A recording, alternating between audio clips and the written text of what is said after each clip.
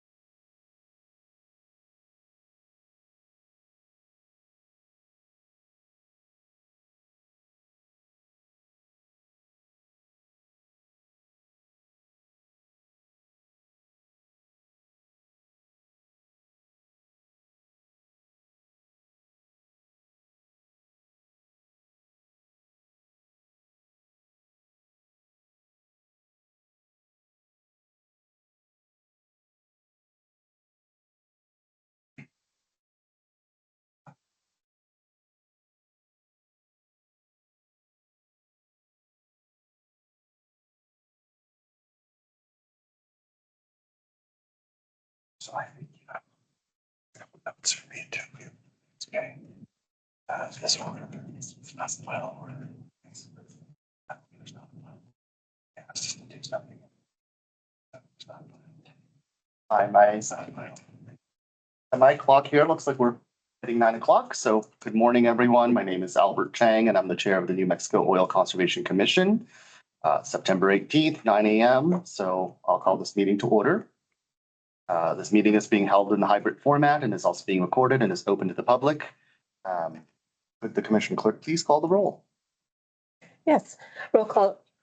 Chairman Chang, Present. Commissioner Thompson. Present. Okay, we have a quorum. Some housekeeping items right off the bat for the group here. I apologize for the more cramped accommodations than usual. There was a conflicting need for the hearing room downstairs this morning. It is possible that we should be able to return to Pecos Hall after lunch, so just check with me. It's possible that we will be in the regular accommodations this afternoon and definitely by tomorrow. Dr. Mpoma, Commissioner Mpoma sends his regrets. He's unable to join us today due to a family medical emergency. So we've got a quorum of 2 today. The agenda for today's hearing has been posted and circulated. I presume the Commissioner has had a chance to review. Sir, may I, if it's satisfactory, may I have a motion to approve the agenda? I motion to approve the agenda. So moved. I'll second the motion. Hearing no objection, so ordered, so approved. Next item on the agenda then is the discussion of the minutes for the commission meetings on July 17th, August 14th, and September 12th, all of 2025. Are there any commissioners have any concerns, issues, or proposed amendments? No. May I have a motion to approve the minutes? I motion to approve the minutes. So moved. I'll second. Without objection, so ordered. Let's see. Well, in that case, going down the agenda, we will now proceed to the pending case on today's agenda, which is case number 25371, application by Coterra Energy Operating Company for de novo hearing before the full Oil Conservation Commission of Division cases numbers 23448-23455, 23594-23601, 23508-23523, Division Order R-23089-A.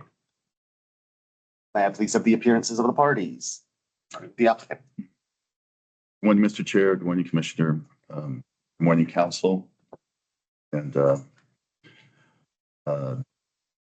Aaron Savage with Santa Fe Office of Abity and Schill, appearing on behalf of Coterra Energy Operating Company, along with co-counsel Mr. Bill Zemsky. Yes, William Zemsky from the Durango office of Abity and Schill, appearing for Coterra Energy Operating Company. Thank you.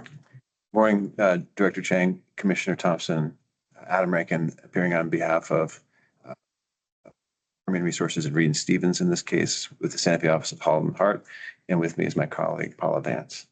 Good morning, Director. Good morning, Commissioner. Paula Vance with the Santa Fe Office of Holland and Hart. Good morning. All right, so for the benefit of the commissioners and for the record, I will note that there is a pre-hearing order in effect with time limits, as well as other housekeeping items around when to have lunch and when to have breaks. You have a copy of that? Sure. Okay, perfect. All right, at this time, are there any outstanding motions or, well, there was no preliminary matters or motions raised in the pre-hearing statements as far as I'm aware.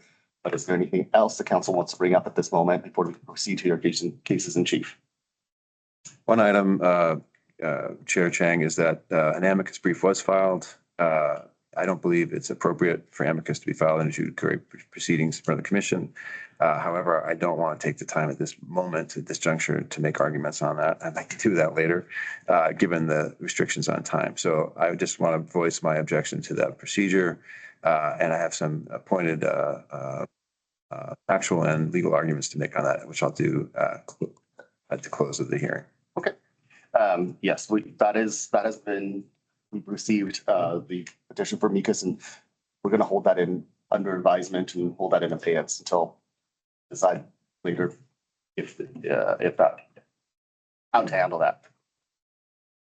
In that case, I invite the applicant to, well, also for the record, let me just note first that the parties have stipulated to the admission of the entire records of the underlying cases, and the stipulated exhibits are hereby admitted into the record. Any exhibits that have not been admitted by stipulation shall be admitted during each respective party's cases in chief by laying the appropriate foundation. Mr. Savage, if the applicant is ready to proceed to opening statements, go to the floor. Thank you, Mr. Chair. Mr. Chair, Commissioners, this case has that have led to today's review of Division Order R23089-A began more than 2 years ago and have resulted in the reclassification of pools and underlying decisions based on exclusion of economic weights and the denial of the use of an allocation formula to protect correlative rights.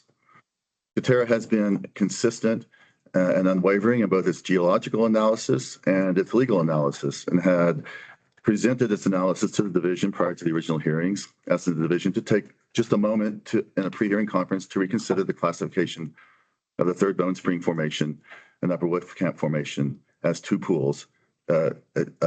Consider those issues because Coterra's analysis of the geology shows that the formation of a single reservoir and common source of supply located predominantly in the Third Bone Spring. However, at Permian Resources' urging, Coterra's request was not allowed, and so the parties proceeded through the 3-day contested hearing on the mistaken premise that two pools were involved. 9 months later, the division confirmed Coterra's initial geological findings and invited the parties to submit applications for the creation of a single Wolfbone pool that included the two formations. After the creation of the Wolfbone pool, which changed the division's perspective on the nature of the common source of supply, Coterra asked the division to allow the parties to update pooling information in the record to allow for the impact of the new Wolfbone pool. Specifically, Coterra asked leave to submit additional details of its allocation formula. At the urging of Permian Resources, Coterra's request was denied. However, in sister cases 22853 and 23295 that also required the creation of a Wolfbone pool, the division allowed the applicants to update their pooling applications to include allocation formulas and update their closing arguments to account for the impact of the new pool. Now, when the division issued its final order in these cases, it completely disregarded economic waste and the drilling of unnecessary wells in its decision and completely disregarded the legal necessity of an allocation formula. We are here today to make our case in response to the division's final order and to Permian Resources Development Plan. One of the main issues in these cases is whether economic waste is a relevant factor in evaluating competing applications. Now, the Oil and Gas Act and case law unequivocally support that it is. Economic waste encompasses the drilling of unnecessary wells. Section 7217C explicitly states that the division's authority to compulsory pool lands must be exercised so as to avoid the drilling of unnecessary wells or to protect correlative rights or to prevent waste. It further provides that owners receive their just and fair share of oil and gas without unnecessary expense. The Commission has recognized that the drilling of unnecessary wells is a chief consideration in ordering pooling for nearly 70 years.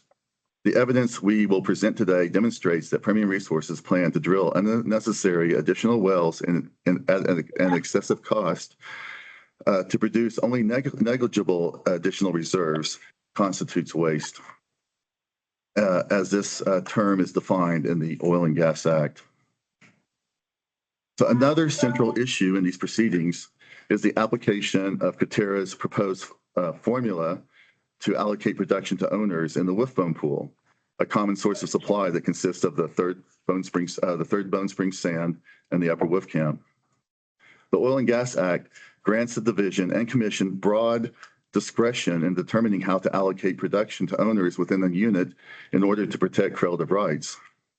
Again, Section 70-2-17C provides in pertinent part that all orders affecting such pooling shall be made after notice and hearing and shall be upon such terms and conditions that are just and reasonable and will afford to the owner or owners of each tract or interest in the unit the opportunity to recover or receive without unnecessary expense his just and fair share of the oil and gas. As the evidence presented today will amply demonstrate, Coterra's allocation formula justly and fairly allocates production from the Wolfbone pool. In fact, it is the only just and fair way to allocate production in a common source of supply that is bisected by a depth severance. Now, in an attempt to confuse the understanding of surface acreage in the pooling statute, Permian Resources makes what we consider a nonsensical argument that Coterra's allocation formula cannot be utilized here based on what we see as a strained and misguided interpretation of a single sentence of the Oil and Gas Act. If Permian Resources' argument is followed to its logical conclusions, it will effectively strip the division and strip the commission of the broad discretion in which it is vested and thwart their ability to protect relative rights. In effect, Permian Resources' argument says that Coterra's allocation formula violates the division's so-called mandate in section 70-2-17C to allocate production based on surface acreage. And if I draw your attention to the screen, you'll see that this is the specific provision that they are referring to. Okay, so for the purpose of determining the portion of production owned by the persons in the pooled oil, so to determine the ownership of the persons, such production shall be allocated to the respective tracts within the unit in the proportion that the number of surface acres included in those tracts bears to the number of surface acres included in each unit. So contrary to Permian Resources' assertion, this language is not a final mandate hamstringing the division or commission to rigidly allocate production in a way that makes no sense in the context of a given set of facts. Rather, it does nothing more than codify the simple proposition that each mineral tract will be allocated its proportionate share of production from the unit. And that's the exact language. Allocates the production to the tract that based on the proportion of the acres in that tract to the acres in the whole unit.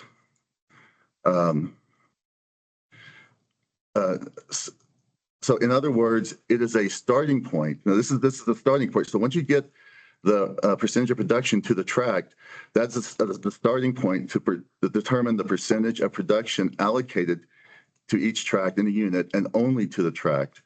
Nowhere in the this provision, does it explain or specify how production is then allocated to each individual owner in the tract. So it only determines the percentage of production in the tract. And then it's silent on how you get that allocated to the individual owner. Now there may be one owner in the tract. In that case, all the production in the tract would go to that one owner, but there may be 10. There may be 10 owners in that tract. In that case, and they may own in different amounts. So some may own 5 acres in that tract. Some may own 25 acres. That statute is silent how you get from, so let's say you have a 160 acre tract in the 320 acre unit. It's silent how you get to the ownership that each owner in that tract owns in the unit, okay? There's nothing there that says that. Okay, so Coterra's allocation formula complies with the surface acreage provision because it calculates percentage of production allocated to each tract.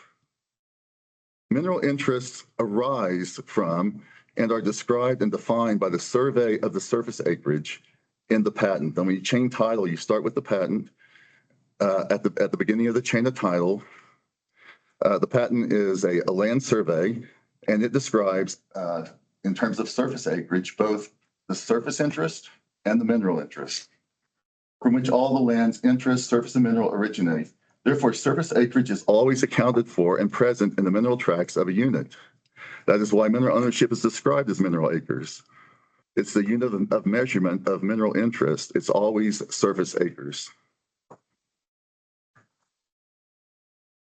Now, to protect the correlative rights of each owner and to prevent an unlawful taking of production, Coterra takes the next necessary step in its allocation formula by accounting for the fact that the reservoir is located, the reservoir in the wolf bone is located predominantly in the third bone spring, which was confirmed by order number 23089. And it will therefore contribute the majority, we believe it could contribute the majority of hydrocarbons produced from the wolf bone pool.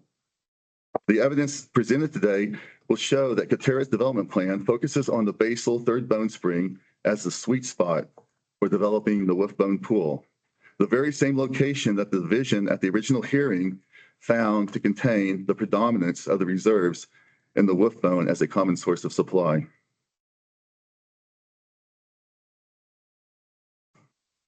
So after reviewing all the geological data and evidence provided by both parties at the original hearing, the division also found that the wells drilled in one formation will produce from the other formation. Therefore, a wellbore drilled, and I direct your attention to the diagram here. Therefore, a wellbore drilled in the upper Wolfcamp formation, that's the bottom formation. Excuse me, could we make that bigger? Yes.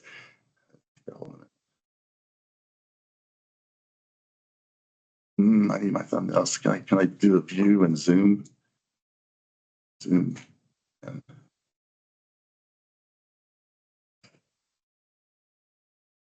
That'll work. That works? Yeah. Okay, that's about as high as it gets, it looks like.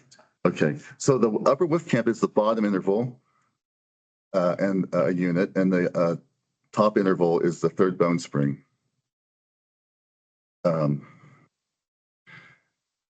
So for Coterra's plan is the only plan that protects the correlative rights of the owners. So therefore, a wellbore drilled in the upper Wolfcamp formation, that's the bottom interval, will extract hydrocarbons from both the third bone spring formation and the upper Wolfcamp. Okay, and that was found by the division's findings of facts. Now, Coterra's plan is the only plan that protects correlative rights of the owners in both formations, the third Bone Spring owners and the upper Wolfcamp owners, because it is the only development plan that provides a formula that properly allocates production from each wellbore to both sets of owners. That's the third Bone Spring owners and the upper Wolfcamp owners. Coterra's evidence demonstrates, you will see that Coterra's geological evidence demonstrates that 70% of the wolf bone production will come from the third Bone Spring formation, and 30% of the wolf bone production will come from the upper Wolfcamp formation. So this depicts, for example, a well drilled in the upper Wolfcamp. It's going to produce, from what we can tell, 30% of production from the upper Wolfcamp, and then above, 70% comes down from the third Bone Spring. As an example, if one of Coterra's wells in the third Bone Spring produces 1,000 barrels of oil, that means 700 of those barrels come from the third Bone Spring formation, and 300 of those barrels come from the upper Wolfcamp. Coterra's development plan, because it provides for an allocation formula, will ensure that the persons who own minerals in the third Bone Spring formation will receive the 700 barrels they rightfully own, and the persons who own in the upper Wolfcamp will receive the 300 barrels they rightfully own. Now, in comparison, Permian Resources Plan will take the total. They will drill a Wolfcamp well, and they will take the total,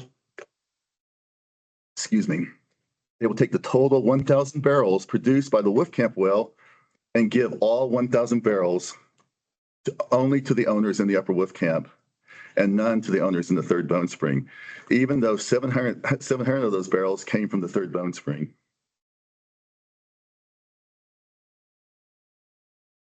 Okay, now clearly we see this as an unconstitutional taking.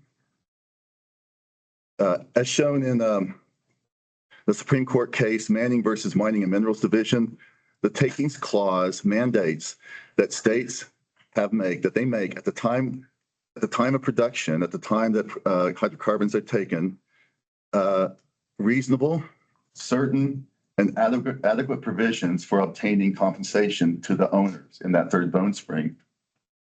Now, we feel the only way the commission can provide reasonable, certain, and adequate provisions is through the use and application of an allocation formula. And Coterra is the only applicant who has provided an allocation formula which is just and fair.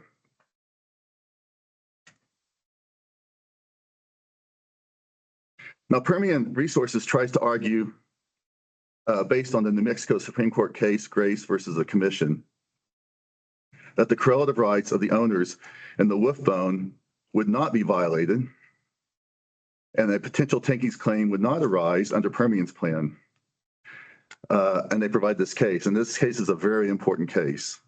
And I'm glad it was provided in the pre-hearing Permian Resources pre-hearing statement. Because a closer inspection of Grace versus the Commission shows that the case supports Coterra's position, not Permian Resources. So in the Grace case here, so number one, so the Commission they first ordered an allocation formula. Now this is a gas proration case, so it's not exactly a pooling case, but it's very analogous, and Permian Resources presented this as to try to show that the correlative rights be violated. So the Commission issued this allocation formula, and the allocation formula was based in part on this proration that certain wells' acreage factors bore to the total of the acreage factors for those wells in the pool. Now, this is what Coterra is asking the Commission to do, basically to order an allocation formula. Coterra's allocation formula for the production of the wolfbone pool is based on the percentage of production produced by each formation. Now, the Grace family, they did not like this allocation formula.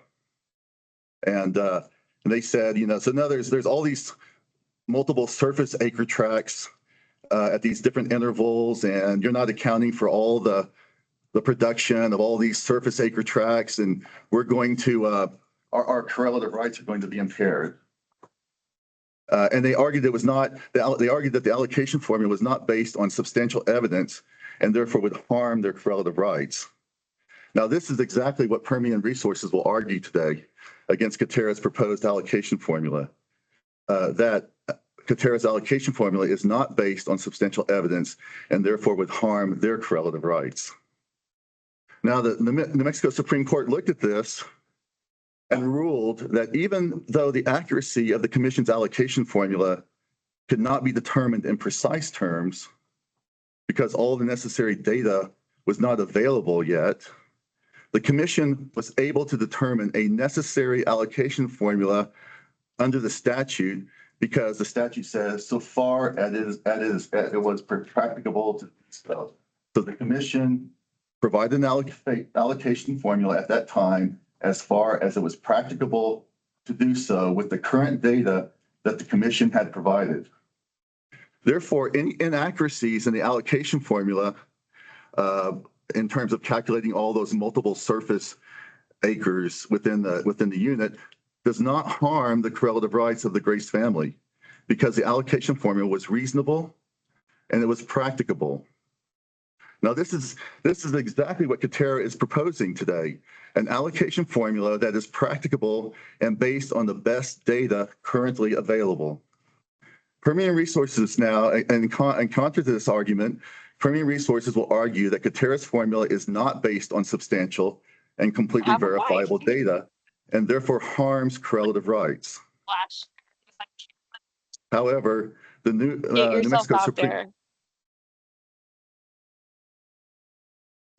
Mexico Supreme Court in Grace rejected this argument that you had to have an allocation formula based on substantial evidence that was completely verifiable and upheld the Commission's allocation formula as valid because it was practicable. Now, in the same way, the Commission should adopt Coterra's allocation formula because it is logical, reasonable, and most importantly, it is practicable, given the data available to base the allocation formula on. And any inaccuracies and therefore any inaccuracies do not harm correlative rights as a matter of law, as long as it satisfies that it's practicable under the statute. Coterra's proposed allocation formula is the best good faith effort to provide an allocation formula that is necessary to protect correlative rights.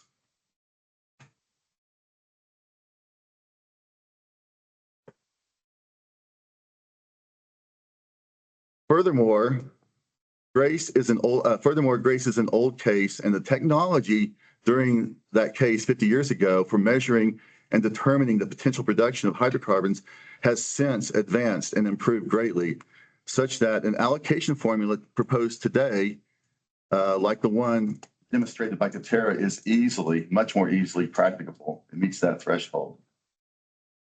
Now, I just want to point out that within the Grace case, the Grace family, they had multiple surface acres, and they were arguing that the commission was not accounting for all the allocations to all the surface acres. So what part of the allocation formula and part of the court's approval of the allocation formula was they said, we're going to do away with all those multiple surface acre tracts, and we're going to do one big surface acre tract, and it's going to be the 320 acre, that's going to correspond exactly to the 320 acre unit. So it's the surface acre is 100% surface acre tract, 320 acres, surface acre tract, and 320 acre unit. Okay, so they completely revised the whole notion of surface acre tracts in that ruling.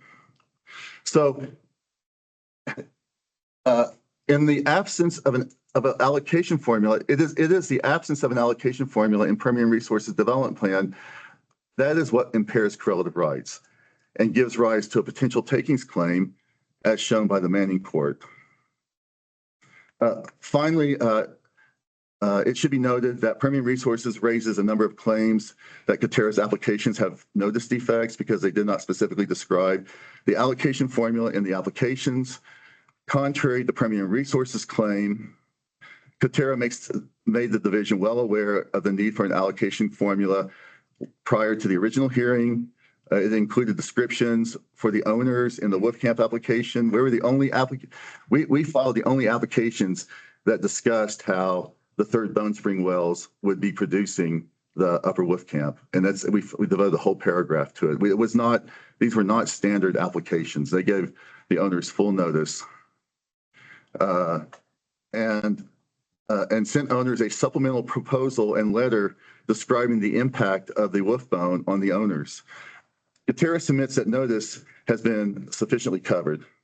If there is a notice defect, however, the division has a policy in place that if a material defect affecting notice appears in an application, then the applicant has a right and opportunity to correct it, and therefore it is not a fatal flaw. Furthermore, Permian Resources never mentioned in their application nor provided notice to the owners that their Wolfcamp wells would also produce the third Bone Spring, and their third Bone Spring wells would also produce part of the upper Wolfcamp. Today, we thank the commissioners and the chair for their time, efforts to review and engage in these issues, and respectfully submit that Coterra's plan is a superior plan, both in terms of its design and as a matter of law. Thank you. Thank you. Mr.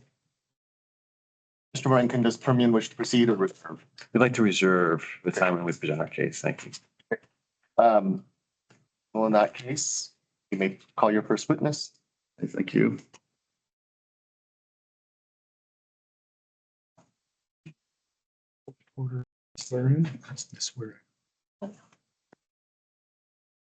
Stop sharing here. Get back on track. Okay. I want to call Coterra's geologist, Ms. Stacy Fry. Can you hear me? Yes. Ms. Fry, will you state your full name for the record? I'm happy to swear the witness in, but I'm trying to make sure. Yes. Can we get the right speaker on the main screen?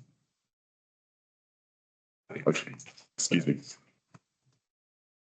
Mr. Chang, if I may, I'm wondering if Coterra is going to change its witness order based off of from the presentation in the pre-hearing statement.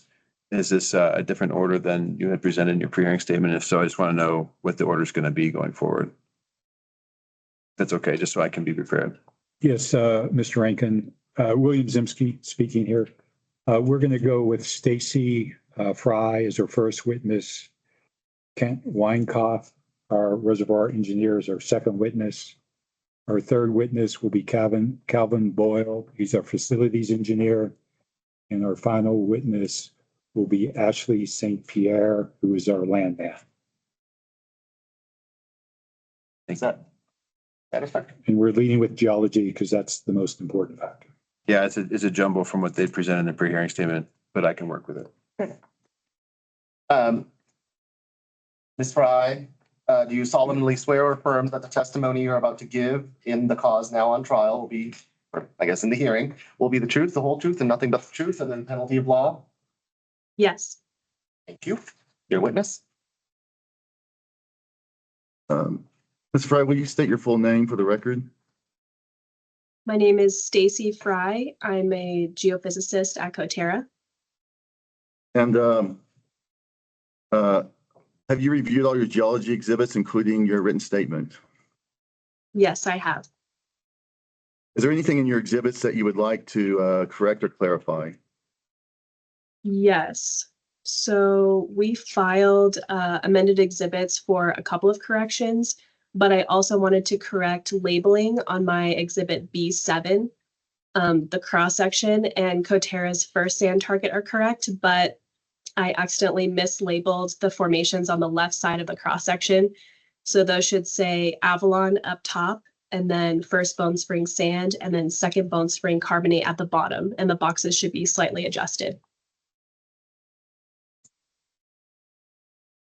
Is there a hard copy of the exhibits associated with this witness that we can refer to here? Yes. Is her exhibit number? That was B7. Which tab is? Which tab? It's tab 3. Looks like it's around page 453, somewhere in there. Page 447.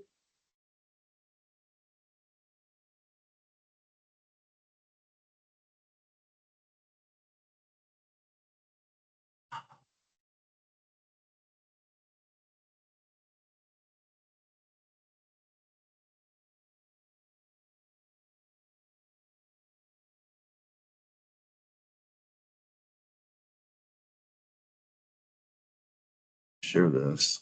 Share content. It's not.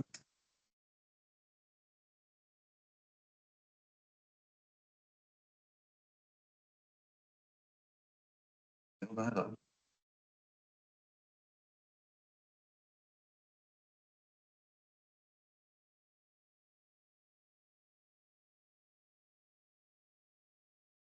You want to pull yours up, the exhibit, and then do the exhibit? Okay. Apologies for the delay here. That's fine.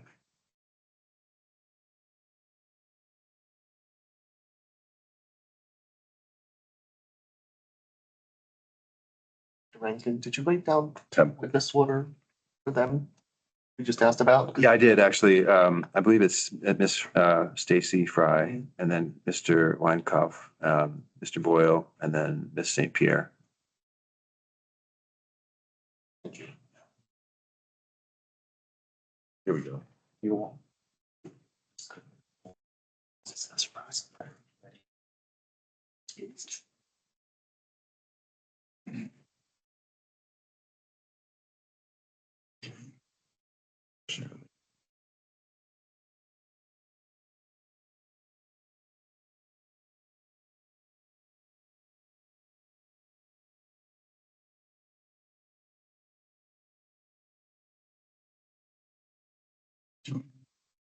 Mr. Chair, I'd like to proceed with the. Please. Let's proceed. And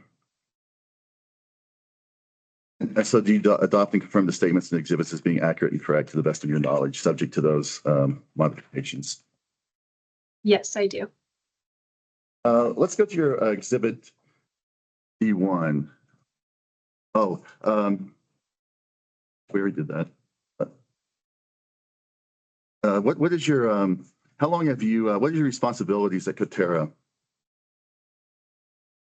So I'm a geophysicist at Coterra. I've been working this area since 2018, and this development area, as well as our adjacent acreage block to the north, have been our top priority. We also acquired Avant and Franklin Mountain assets earlier this year, which we've been actively drilling. And your job responsibilities, could you give just a few examples of your job responsibilities? Yeah, so here I'm a combination of a geologist and geophysicist. A geologist interprets well logs and does reservoir characterization to help determine where we would want to drill our next developments, the quality of the reservoir. And a geophysicist uses 3D seismic for those same purposes, a lot of reservoir characterization. Can you just give a general description of your educational background? I have a bachelor's degree in geophysical engineering from Colorado School of Mines and a master's degree in geophysics, also from Colorado School of Mines. Ms. Fry, I'd like to direct your attention to Exhibit B1. What does this Exhibit B1 show? So this is a locator map of the Mighty Pheasant and Loosey Goosey development. And I've included the location of the Capitan Reef shaded in blue and the outline of our 3D seismic survey in red, and then also the digitized stress directions from the Lunsney and Zoback paper. And how long have you studied the geology in this general area? In this area, I've been working it since 2018. What is the importance of, I'd like to direct your attention to B2. What is the importance of B2? This is just showing a third sand structure and thickness or isopac map. And the Mighty Pheasant and Loosey Goosey developments are located in that yellow box. Okay. Your Exhibit B3, what does B3 show? This is a structural cross-section from west to east across the development area, and Coterra's third sand landing is shown as that light green line. Your Exhibit B4, what does it show? This is now the second sand structure and isopac map. Okay. Moving to Exhibit B5. What is this? What's the importance of B5? This is another structural cross-section from west to east across the development area, with Coterra's basal second sand landing shown as a green line. I've also drawn red dashed lines on each of the logs where Permian Resources' approximate Harkey landing is located. And I just wanted to note that there are very limited frac baffles between these two landings. Is that a unique geological feature? Yeah, I would say frac baffles kind of come and go between the third carbonate and second sand. But in this area, we don't see any frac baffles between the two. Okay. Moving to Exhibit B6, what does B6 show? This is another structure map and isopac of the first Bone Spring sand. Okay. Moving to Exhibit B7, what does B7 show? And then this is a structural cross-section of the first Bone Spring sand and Coterra's first sand landing shown as a light green line. Now, in Exhibits B8 and B9, you have some gun barrel views of Coterra's Mighty Pheasant, Loosey Goosey wells, and it looks like a comparison with Permian Resources wells. What is the importance of these two exhibits, B8 and B9? And let's start with B8. Yeah, so B8 is showing Coterra's total development plan, and I've highlighted our initial wells from the first hearing in that pink color. Okay. B9. This one highlights the main difference between Coterra's plan and Permian's plan, and that's that Coterra is not proposing to drill the 8 Harkey wells or the 8 Wolfcamp XY sand wells. Let's move then to Exhibit B10. What does it show? This is a stratigraphic cross-section across the development area flattened on the Wolf Camp now. The Wolf Bone Pool is shaded orange and spans from the top of the Third Bone Spring Sand to the base of the A Shale. And the Coterra Wolf Bone Landing is shown as a black line. Again, here there are no major frac baffles within the Wolf Bone Pool, which means that this is a continuous reservoir spanning across multiple formations. And did the division find anything special about this? Wolf Bone Pool? They approved the Wolf Bone Pool extent because of the lack of frac baffles. And let's move to Exhibit B11. Your Exhibit B11 says, looks like it says Coterra's original proposed allocation method. What does this exhibit show, and what do you mean by original proposed allocation method? So at the original hearing, we had proposed a method of allocating production between the Bone Spring and the Wolf Camp formations using porosity times height, or pH. And this accounts for the height of each formation and the pore space. This is a really simple approach that accounts for more than just height. And the OCD has accepted height in past cases, but the pH method allocates about 70% to the Third Bone Spring Sand and about 30% to the Wolf Camp sands. So this is related to our proposed allocation formula? Yes. Okay. Now, I recall Premium Resources criticizing this method as unreliable at the motion to stay hearing before the commission. I also recall that Premium Resources geologist at the original hearing said the method was unreliable. How do you respond to these claims? So I disagree that the method is unreliable. However, there are a couple of assumptions that you need to make when using this method. The first is that pH accounts for total pore space, but doesn't distinguish fluid type, and therefore it predicts total fluid production rather than oil production. The second assumption is that the Wolfcamp A shale has negligible contribution to the total reservoir tank, and neither Coterra nor Permian Resources is landing in that shale below. On Exhibit B11, those it looks like those assumptions are stated at the bottom. Correct, and they're also in my statement. Your statement as well. Do you have another method for determining what each formation in the Wolfbone Pool would produce from a well drilled in the Wolfbone?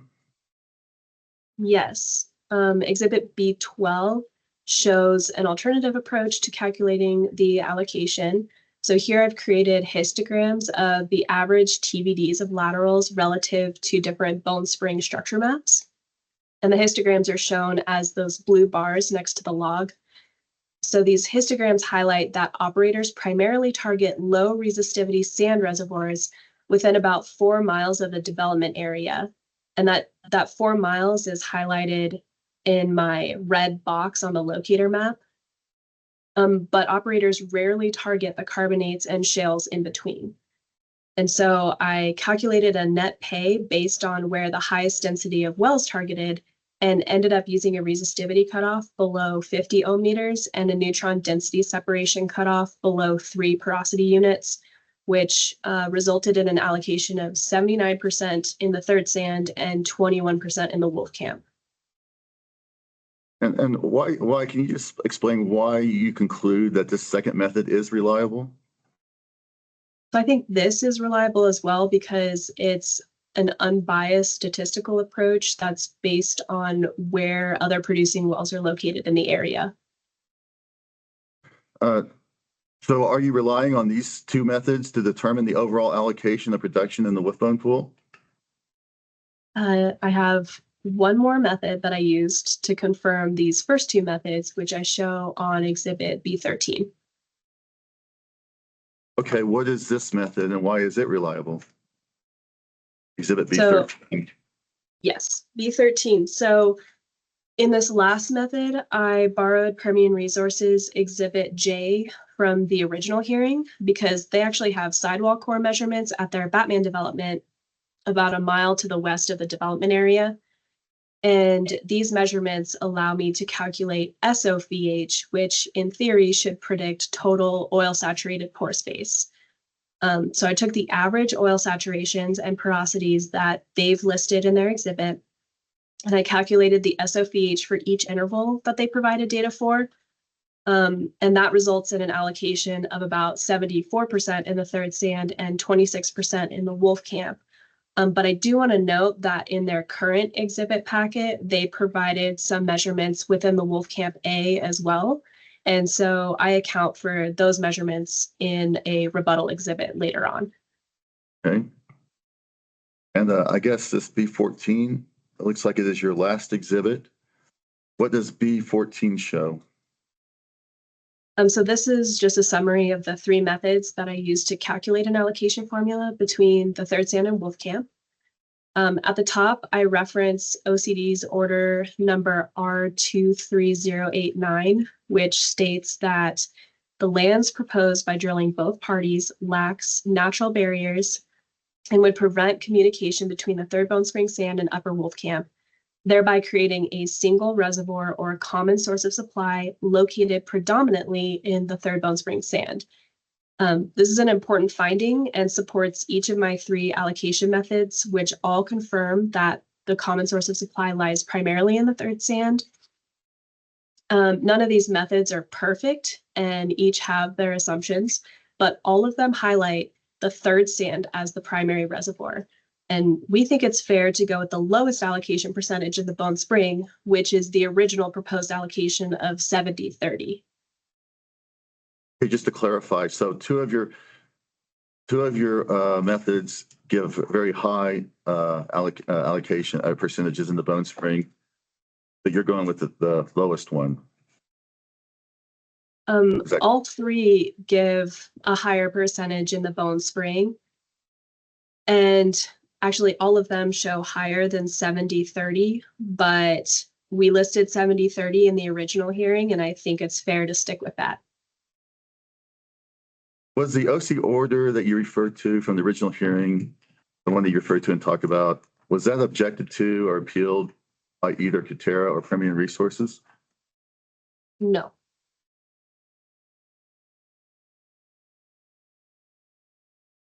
And so based on your geological analysis of the subject lands in the present case, where is the sweet spot for drilling and production? So based on these three methods that I'm showing in B14, the primary reservoir lies in the Third Bone Spring Sand, and that means the third sand is the sweet spot within the Wolf Bone Pool. That's also supported by my exhibit B12, where I show that the overwhelming majority of wells are also landed in the basal Third Bone Spring Sand, not in the Wolf Camp. So other operators clearly think that the third sand is a sweet spot in this combined reservoir as well. Thank you, Ms. Fry. Mr. Chair, I move to have the geology exhibits introduced into evidence. Objections? No objections. No objection. Submitted. And we stipulated that the witness is the expert in geology. Deals in geophysics.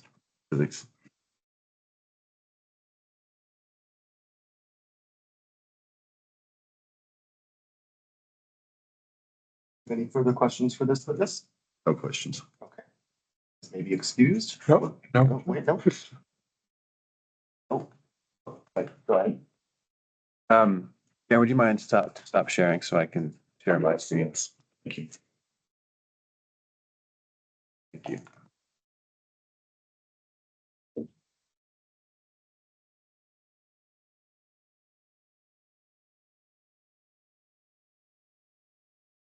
Morning, Ms. Fry, can you hear me okay?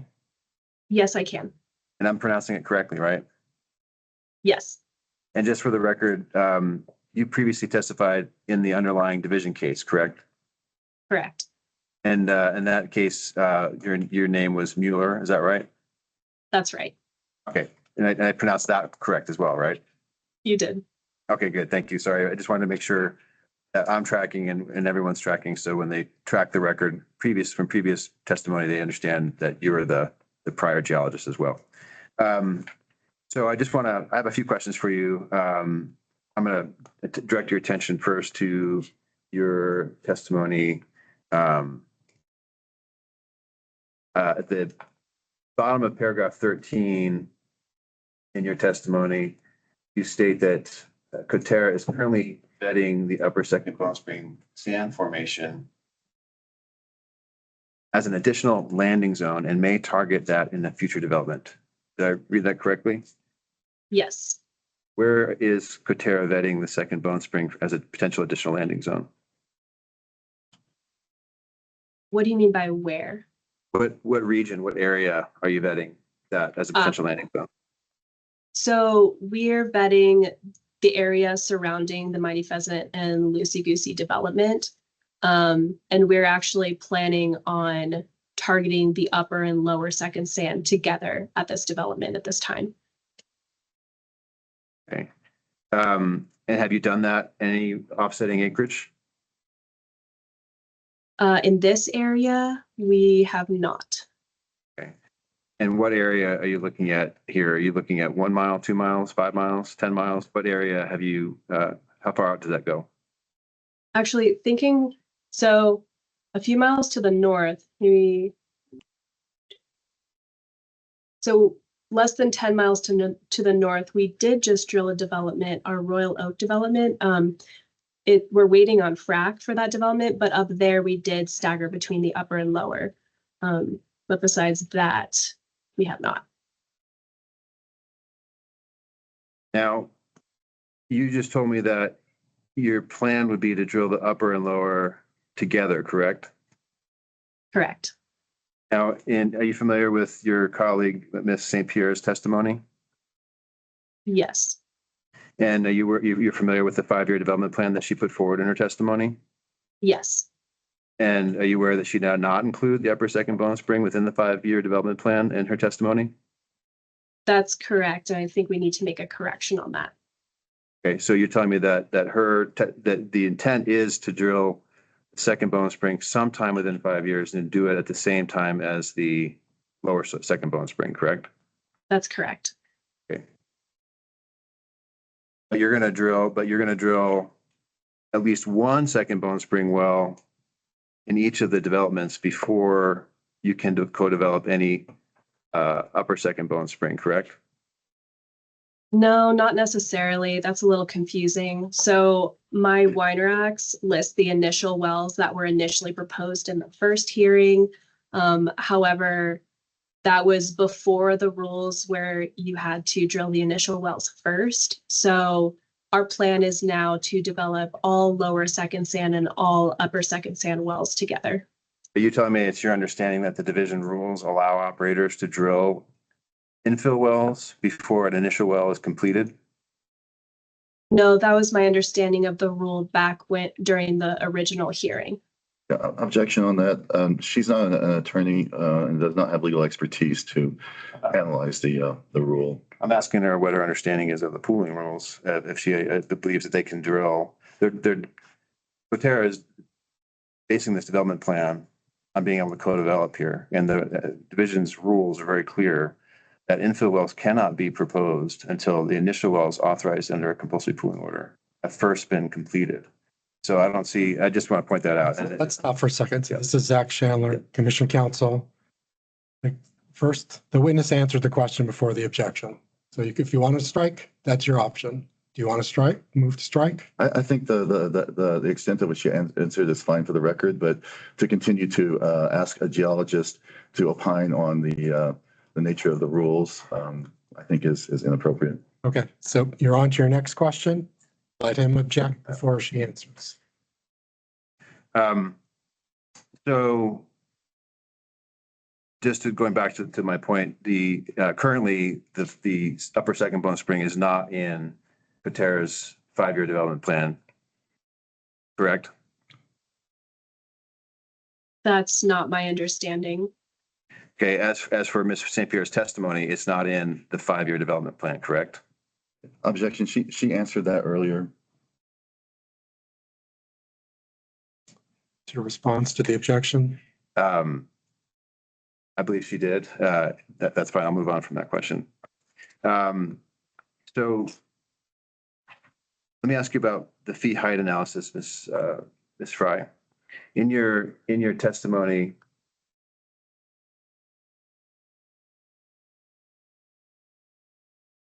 on paragraph 18, you state that the method of using fee height predicts total fluid rather than oil, correct? Correct. But you don't include any data or evidence in your direct testimony to show that fee height actually predicts total fluids, do you? I do not.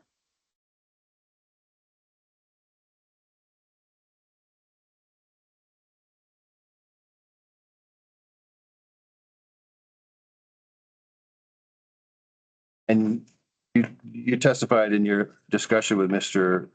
Savage that you were aware that Permian Resources had attacked the reliability of your fee height allocation methodology prior to this hearing, correct? Correct. And part of the basis for that attack was that it was not an accurate predictor of oil, correct? Correct. And yet, in this presentation in your direct case, you didn't present any evidence or testimony tying oil production to your fee height allocation method, did you? I did not.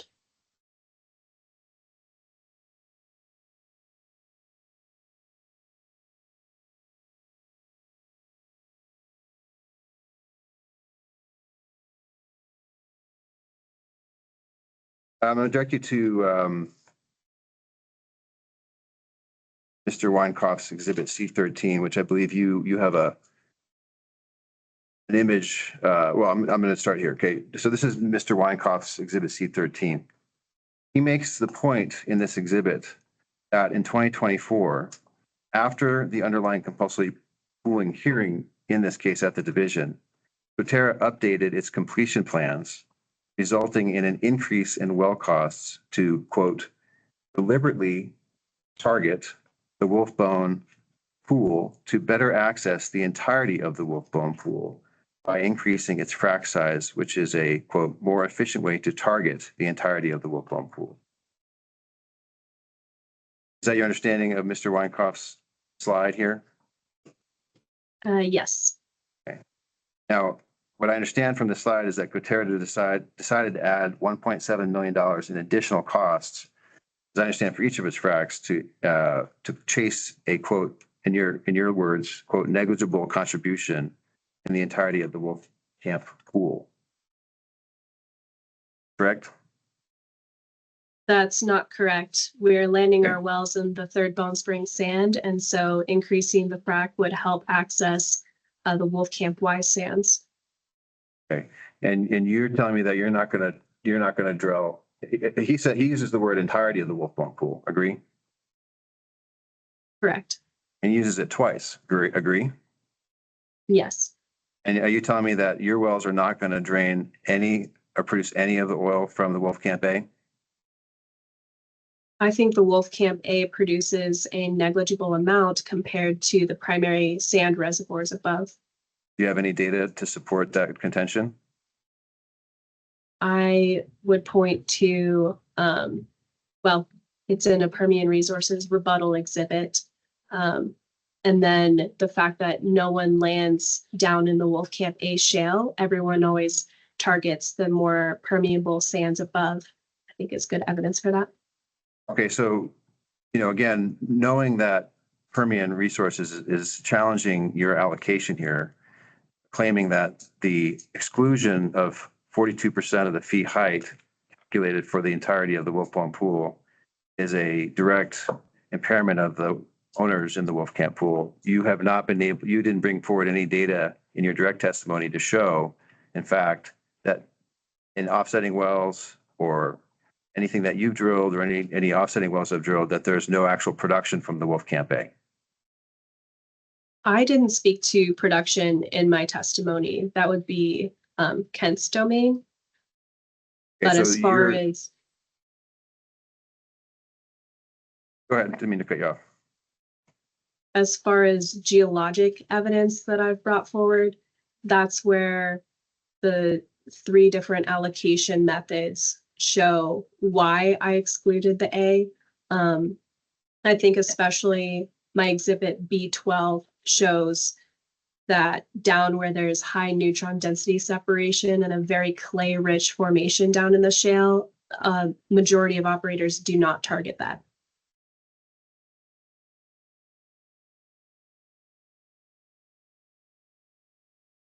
In your testimony is that it's an assumption that the Wolfcamp A will not contribute production to Basal Third Bone Spring development. Is that correct? Yes.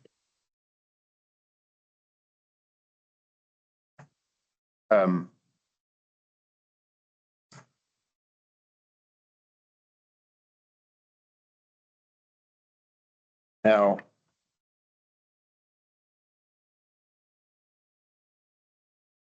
when you reviewed in your testimony with Mr. Savage, you walked through 3 different example allocation methods, and they each provide slightly different ratios or different answers, correct?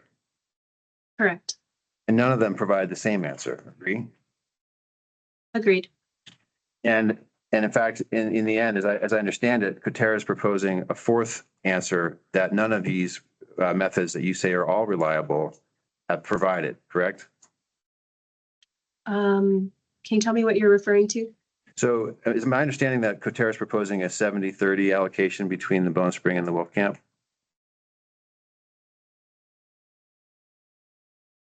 Yes. And none of the 3 allocation methods that you identified as being reliable actually give you an answer that aligns with the 70-30 allocation. Oh, correct? yes. I was rounding down from 2 of the 3 methods. Okay. So, but just to be clear, again, none of the 3 methods provide an allocation ratio of 70-30, correct? They show about 70-30. I think it's a little nitpicky to say 73-27, 79-21. So I just made it a round number. Have you analyzed yourself or anybody on your team to determine what the change or shift in percentages would result in terms of volumes or production or value? We have not. Now, as to these methodologies that you presented today to the commission, have any of these been peer reviewed for purposes of allocating production from different formations within horizontal wells? What do you mean by peer reviewed?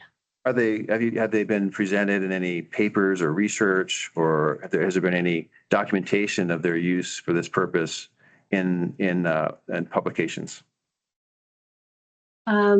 Not that I'm aware of. I know height has been used as an allocation formula in the past, and I thought that fee height was a more robust method of calculating allocation. Okay, and in what particular case, what specific instances can you point to where the height has been used as an allocation method? I don't know the specifics, but I know it was a Devon case that involved a vertical well and 2 different formations and comparing height between the 2 formations. Can you identify, as you sit here today, any other cases that you're aware of in New Mexico that have relied on height for allocation of production in a compulsory pooling case? I think I would refer to my landman or attorneys for that answer. Okay. So sitting here today, are you aware of any other methodologies that have been approved, authorized, substantiated by evidence or data that support your proposed allocation methodologies here? Are there any one of the 3 methods? No.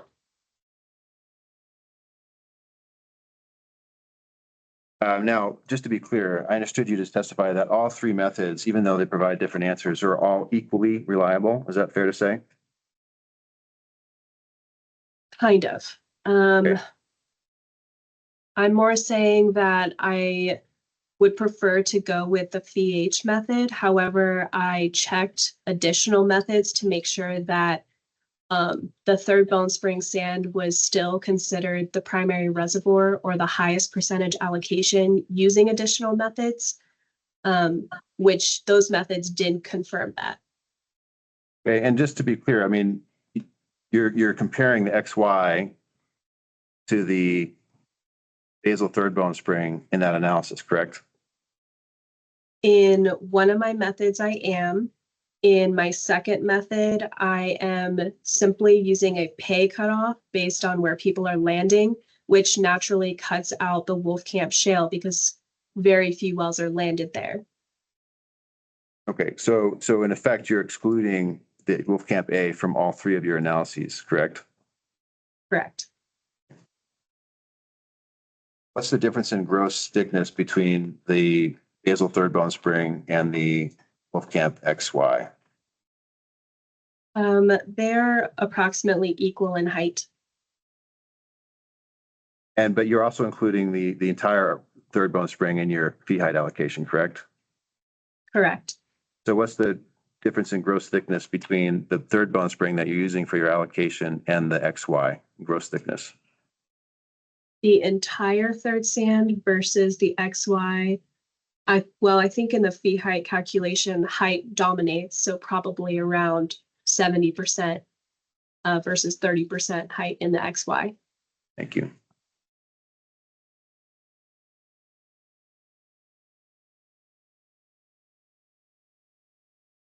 No further questions. Usually the commission asks questions. First, you. Go for it. Do you have any questions? I don't have any questions at this time. I don't have. I have questions. Go for it. Zach Chandler, Commission Counsel. My job is to ferret out the facts, so I just have a few direct questions. The first one is, has it been Coterra's position from the beginning that there's communication between these two different pools? Is that correct? Yes.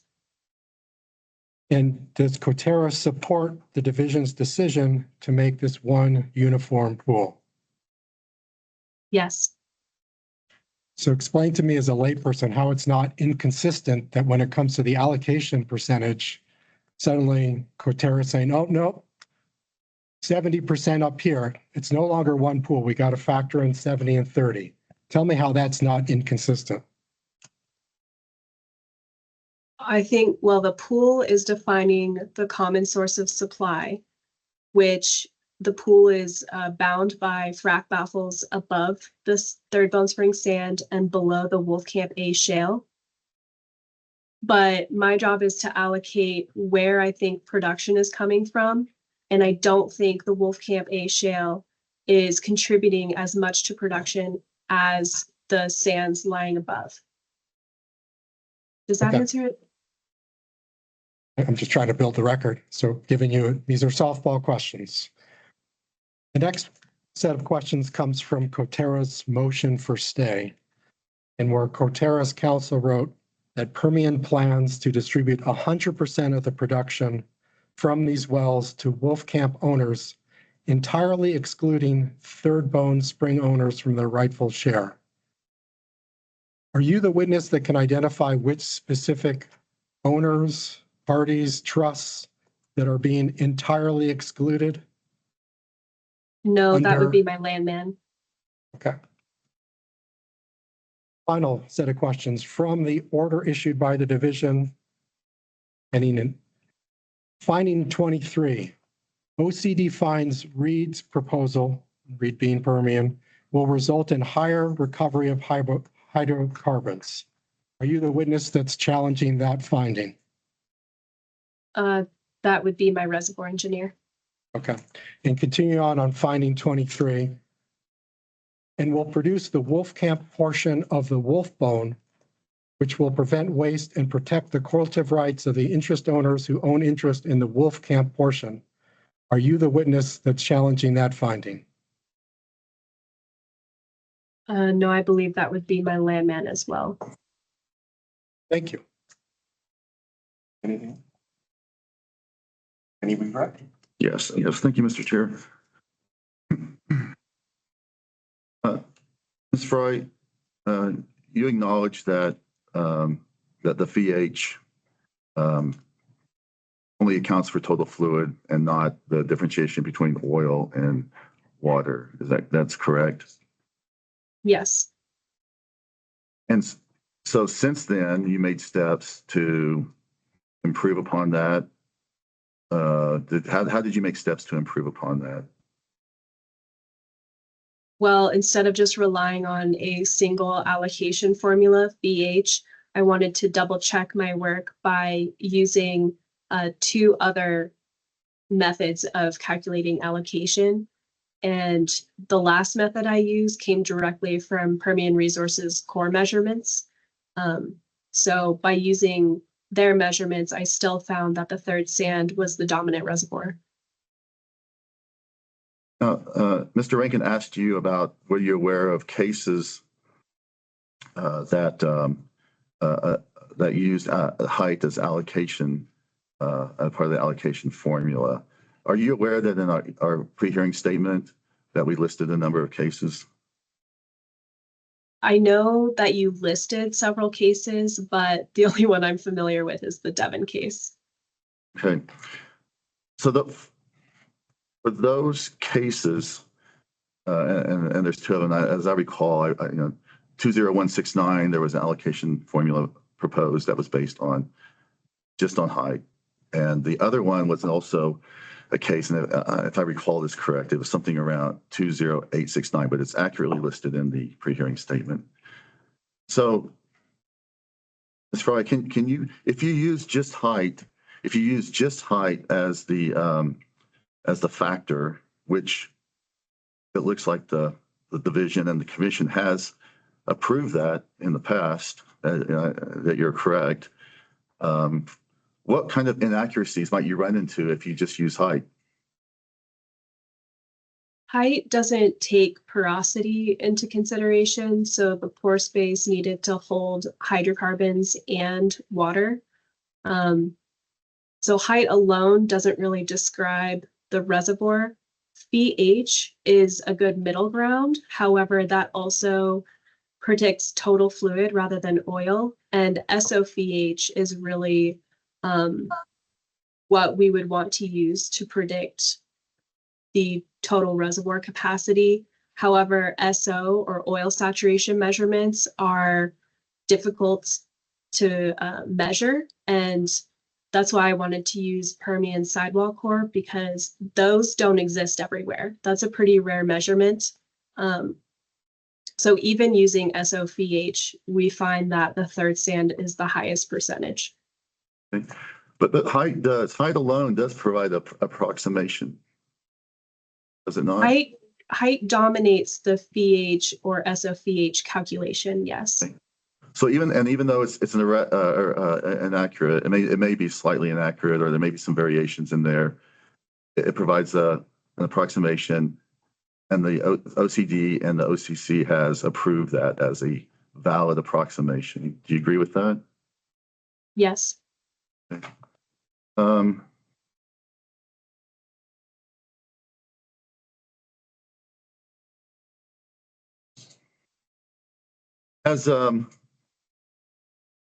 After the Wolfbone pool was created and the vertical extent was extended to the Wolfcamp A, did Permian Resources adjust their wells that were located in the XY to take advantage of that expansion of the Wolfbone?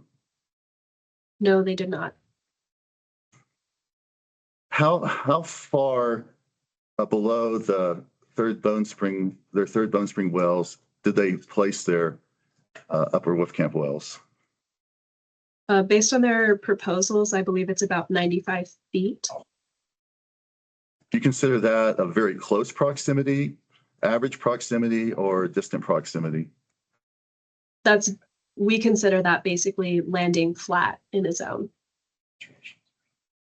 So you consider that equivalent to landing in the third Bone Spring? Correct. Has has Permian Resources located?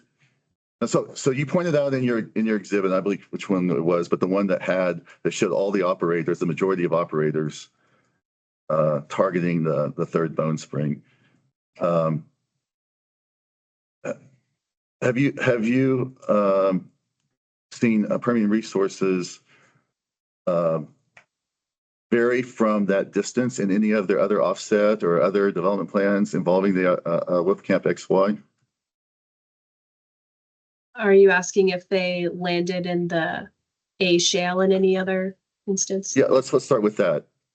Have they landed in the A shale in any of the offset development plans? Not that I'm aware of. I believe they normally target the Wolfcamp XY. Okay.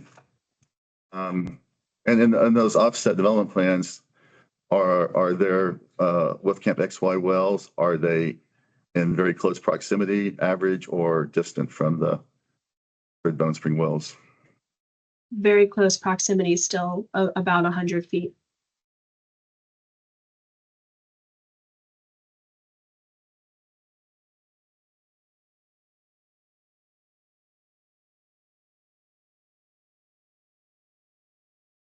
Okay.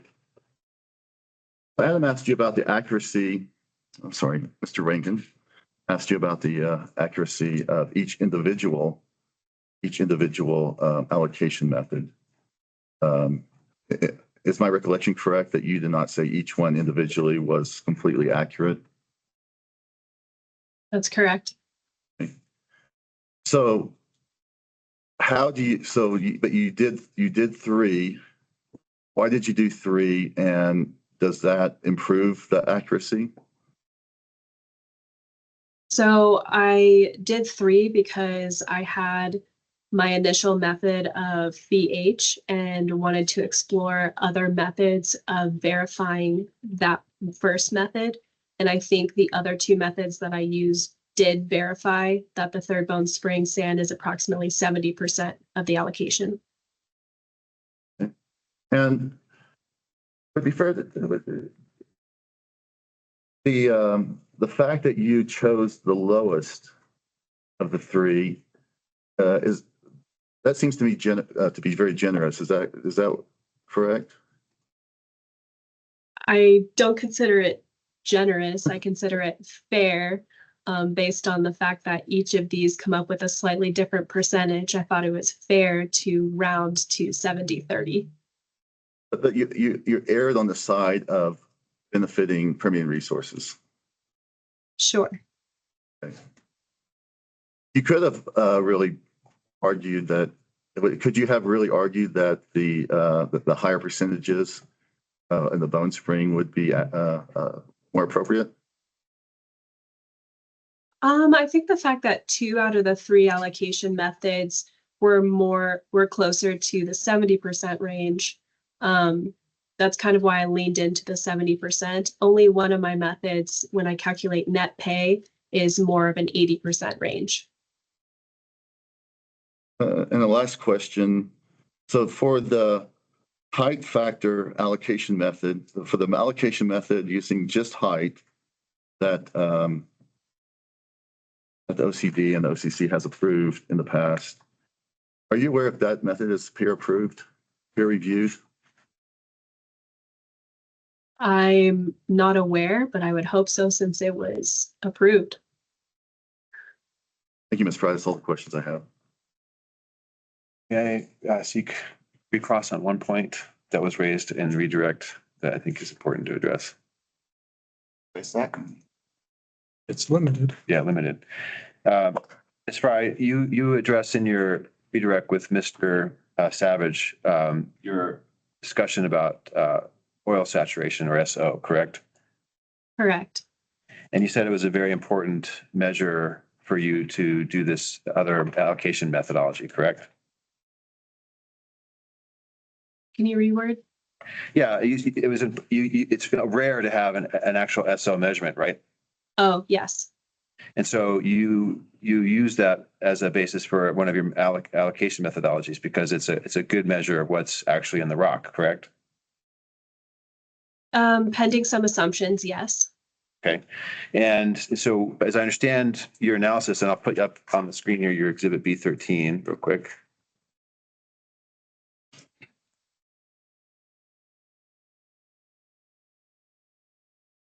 Here, looking here at exhibit B13, you've got a table on the bottom right where you identify several different intervals within the Wolfbone pool, correct? Correct. And then you identify the fee range for those intervals, correct? Yes. Then you identify an SO value, correct? Correct. And as I understand, I understand you to say or testify that you got your SO value directly from the core. Is that correct? Yes. Did you actually use the oil saturations from the core, or did you calculate the oil saturations off of the water saturations? I calculated based on water saturations. Okay, so even though there was oil saturations in the core, you didn't rely on those in your analysis. You instead calculated oil saturations off of the water saturations, correct? Correct. Even though the core would tell you what the oil saturations are, correct? Yes. Thank you. No further questions. Further questions from the commission? No further questions. All right, thank you. You're excused. Thank you. Looking at the time, would we like to take a break now? Or would, I leave it to the council putting on the case. it is, Mr. Chair, yeah, I believe taking a break now. Before your next To witness? start with the next witness. Great. In that case, 10:35? We could reconvene at 10:35. Thank you all.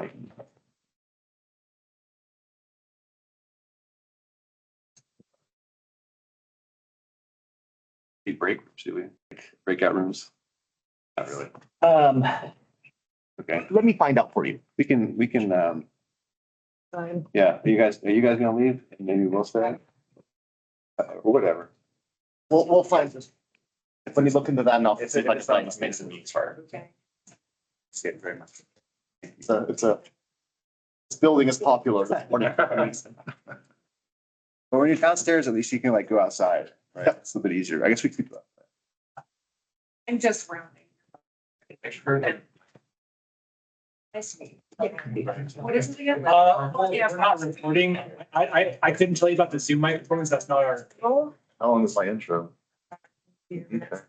That's important. maybe I'll just go like down. Well, dude. And what are we at? 18, 8. Didn't have any cigarettes. Okay, so what are we at here? 47, Let's go this.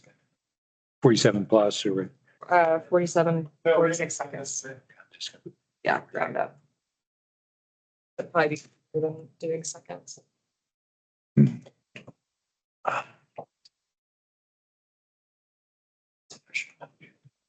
Yeah, can you share? Yeah, And yeah. I have all the page numbers. Okay, good. Give me that. All right, I'm not quicker on the computer. Oh, no, once you got it up. Yeah, really. That's. Good for us. I mean, Oh, that's right. it's high anxiety. Yeah. I don't, But once you got it up. yeah. And now. Hey, Darren and Bill, just to let you know, we can hear you very clearly. Okay.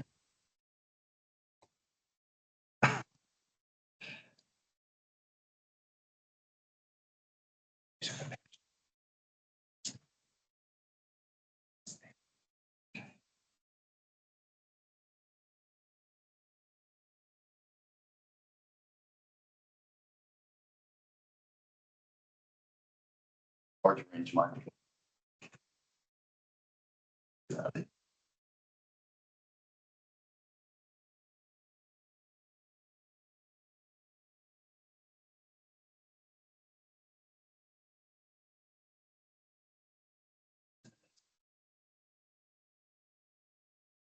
Can I move this out of your way, sir?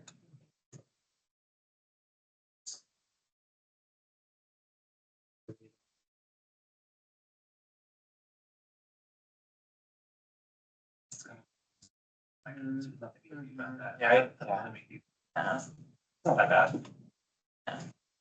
You can still clearly hear it. Right? Yes. It's not like, I mean, isn't that what's going on? Yeah. Well, there's also hearing this too right now. I don't know if, But it's all quiet here now.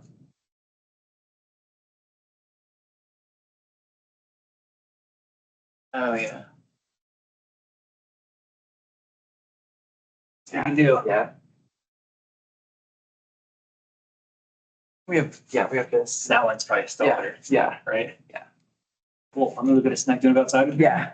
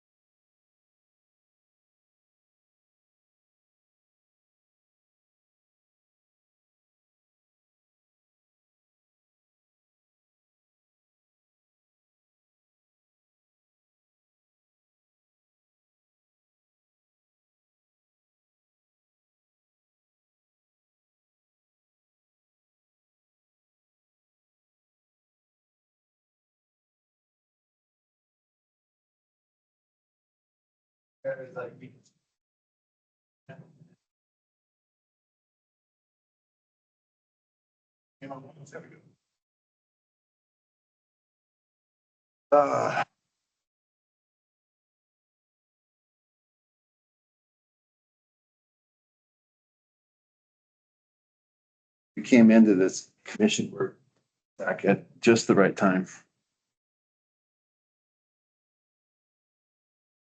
Super busy. You definitely are busy, but there's some of your coworkers that are doing rulemaking Yeah. are now going to be in the barrel. That's, because I'm in all those rulemakings. Oh, really? Yeah. And that Water Quality Control Commission rulemakings. Clean, I mean, my colleagues are mostly handling that, the clean fuels, water one, Mariel, the NASI, the bulk one, the financial assurance one that they're doing. What else? Plastics one coming up.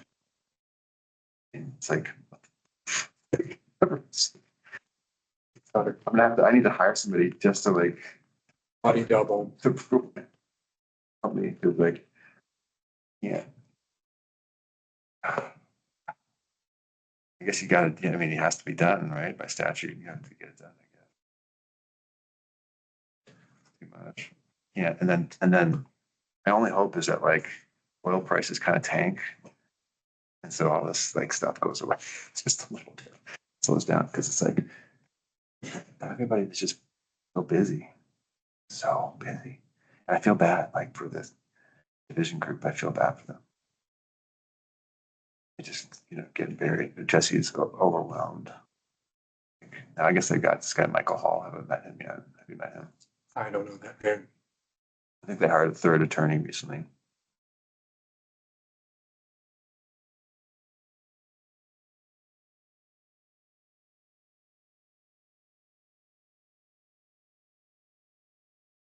Sheila, I muted the main room for you, by the way. because all your guys' mics have been on for a bit now.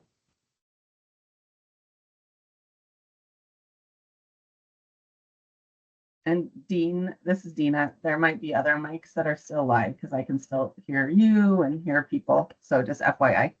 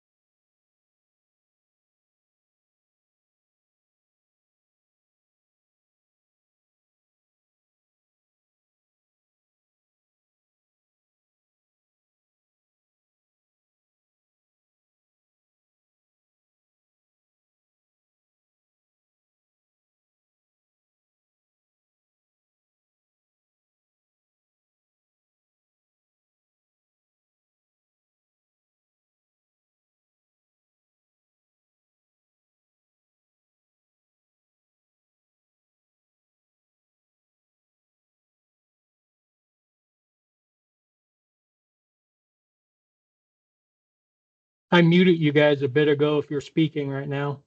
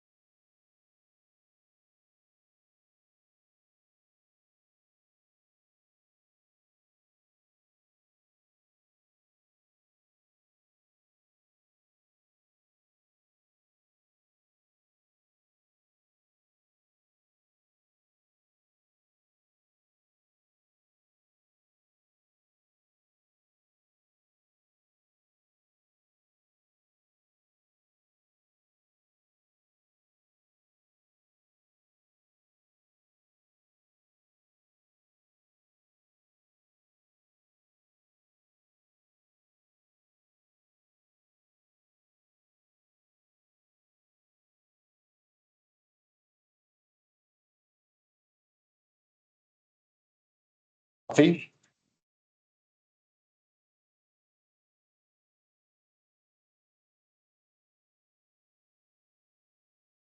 10:37, and I'll reconvene meeting of the Oil Conservation Commission. Everybody is ready? Mostly. Is there anything else before I can proceed to the next witness? Your next witness, please. Yes, Mr. Chair, before I introduce our next witness, we failed to mention our co-counsel who's present via the Teams meeting, Professor Owen Anderson, who's been admitted pro hoc vici basis, and he's been here since, he's been on a Teams meeting since the beginning, and we inadvertently forgot to mention him. Thank you. And I'd like to call William Zimsky speaking. I would like to call Coterra's next witness, Kent Weinkoff. Mr. Weinkoff, could you state your name for the record? Yes, my name is Kent Weinkoff. Give me 1 second.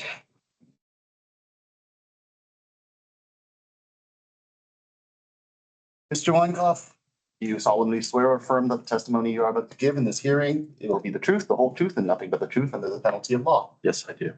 Thank you. Mr. Weinkoff, could you give us a brief summary of your educational background? Yes, I graduated from the University of Tulsa with both a petroleum engineering degree and a finance degree. Have any master degree? I do not, both undergraduates, bachelors of science on both.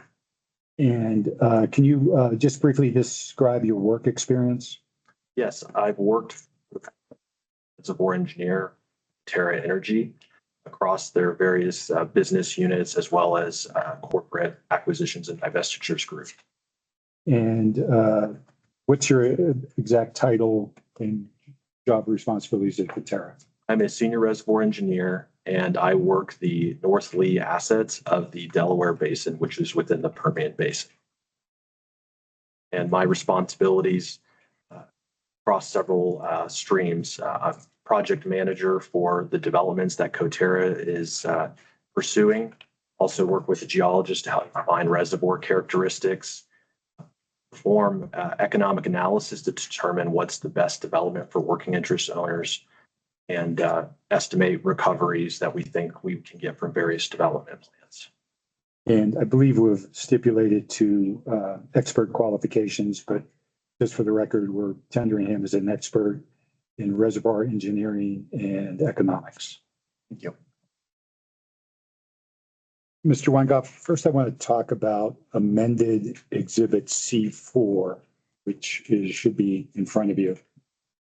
Can you tell us what this amended Exhibit C4, why it was amended? Yes, there was an error on 3 cells where the values were effectively shifted up.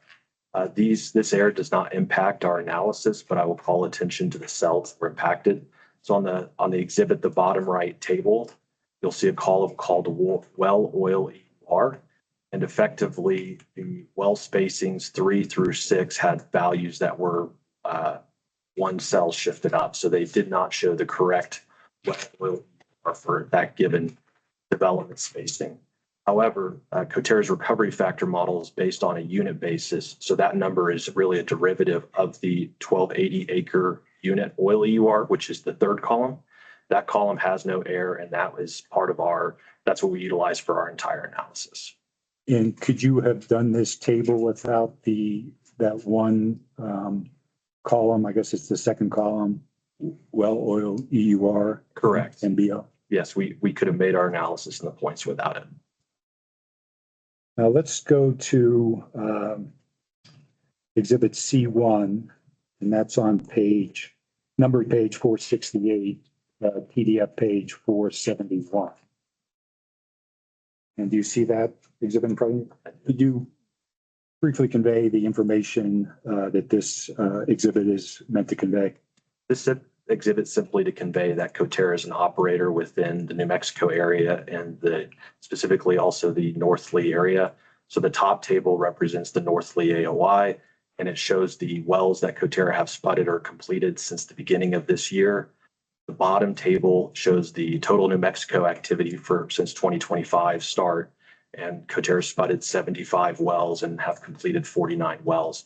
So we're just simply stating here that Coterra is an active operator within the area. And how many rigs are you running right now? Coterra is currently running 9 rigs. And let's go to Exhibit C2, following page. Can you describe the information being conveyed in this exhibit? So this exhibit is kind of the first step when determining if we're observing degradation related to well spacing. Effectively, are too many wells developed within a section? And so it's really a good checkbox or a flag that indicates that there potentially is overspaced or more wells drilled than might be needed. And so what this exhibit looks at is it looks at the edge to bound ratio of a given project. So the cartoon on the bottom left of the exhibit illustrates what a bound well and an edge well are. So a bound well is a well that has been developed with 2 wells on either side of it. And an edge well only has 1 well alongside of it and no well on the other. And so the distinction between these 2 well types is important because the bound well will struggle to drain past its offsetting wells. However, the edge well is unbound on one side and therefore can drain further into the reservoir. So if we see the edge well have a higher oil EUR than the bound well, that can be indicative that the bound well might be too tightly spaced to the offsetting wells. And so the plot on the bottom right shows the relationship of the edge to bound EUR ratio. So effectively the edge EUR well divided by the bound well, or oil EUR specifically. The y-axis is just the bound well spacing. And so the way to interpret this is any point above a 1.0 means that the edge well has recovered additional reserves that the bound well did not. Some concerning things or flags that stick out to me on this type of plot is we see that even at 4 wells per section, there are edge to bound ratios of 1.1 to 1.3. That means in some instances, the edge well is recovering 30% additional oil EUR than the bound well. Additionally, we see there's a development at 7 wells per section where there is a 1.65 edge to bound well ratio. And so this causes concern because it's the only point that is this dense. It's not to say that we expect this edge to bound ratio to be applied everywhere, but it issues caution on drilling denser infill developments. Let's go to Exhibit C3, the next page. These all sequential by page numbers. C3, can you explain what the information being conveyed here? Yes, so what we're trying to show here is looking at offsetting developments to the Mighty Pheasant Loosey-Goosey unit. The map on the right is a pH or total porosity map, and box green on it is the Mighty Pheasant Loosey-Goosey units. Also boxed on there is the Batman development and the Robin development in blue and red respectively. So it's important as we continue to build this understanding of what well spacing looks like, we need to look at the offsetting developments. And since we're looking at the wolf bone as one common source of supply, we're looking for developments that have wells drilled in the wolf bone. PR developed both of these projects within the last couple of years. Both projects are modern, and by that I mean they have large completions on average greater than 2,300 pounds and greater than pounds of proppant, so pumped into the ground, and greater than 50 barrels per foot of fluid pumped into the ground. So we would call this a modern completion. And so the Batman effectively drilled 5 wells within the unit, and the Robin drilled 6 wells. Both sets of those all within the wolf bone. And the table outlines the difference in the oil EUR and the total fluid EUR. And so what you can see is that the Robin wells, despite having an additional well, did not recover additional oil reserves and had less total fluid recoveries than the Batman. So that additional well at Robin that was drilled within the wolf bone did not net additional return of productivity. The chart on the bottom left of the slide shows the project cumulative oil versus the months on. In blue is the Batman and red is the Robin.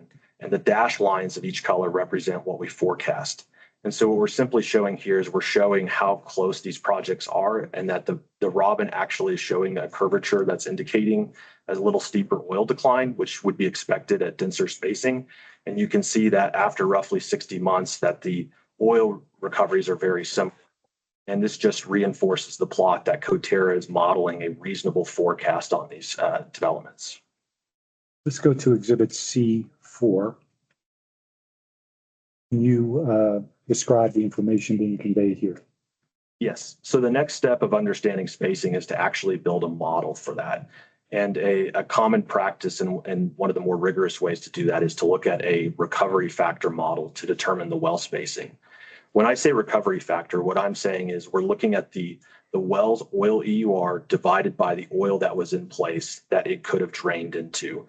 And from that, you get a percentage of the oil that was recovered.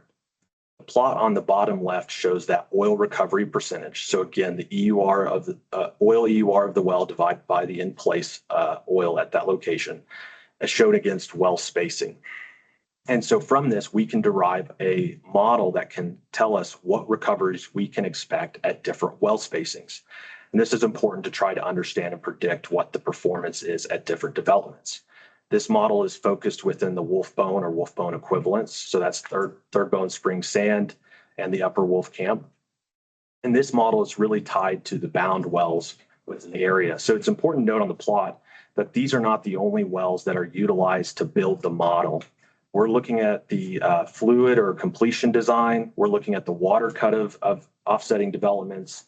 And so we take these characteristics of the development into consideration with building a line. We decided to show these points because they're just recent offsets and to show that we get a reasonable fit against the data. The table on the bottom right is illustrating an output from that. So as I stated earlier, what we're effectively outputting is what the unit will recover in oil space. So that's the third column, the 1280 acre unit oil EUR. The far left column shows the wells per section. So that's the well spacing, how many wells are drilled within that unit. And from that, we can determine what the incremental recoveries are for each well spacing. And the far right column does that. And it's showing that as you move and add an additional well, you do get additional recoveries. However, it's at a diminishing rate. And this is something that we see common across a lot of horizons in the Delaware and in other basins. This is not a unique concept that as you drill more wells, you do see degradation of oil recovery. So for example, going from 5 to 6 wells per section, the added oil recovery would only be 366 MBO on the unit. And can you explain what MBO is? MBO is thousands barrels. So said another way, let's take the 4 well per section example. It says it's 6,812 MBO. That's effectively saying it's 6.8 million barrels were recovered within the unit. Is there any other information on this slide you'd like to discuss? Not at this time. Okay. The next exhibit is C5. And could you describe the information being conveyed here? Yes. So we have our recovery factor model. We have our prediction of what we think the oil recoveries will be.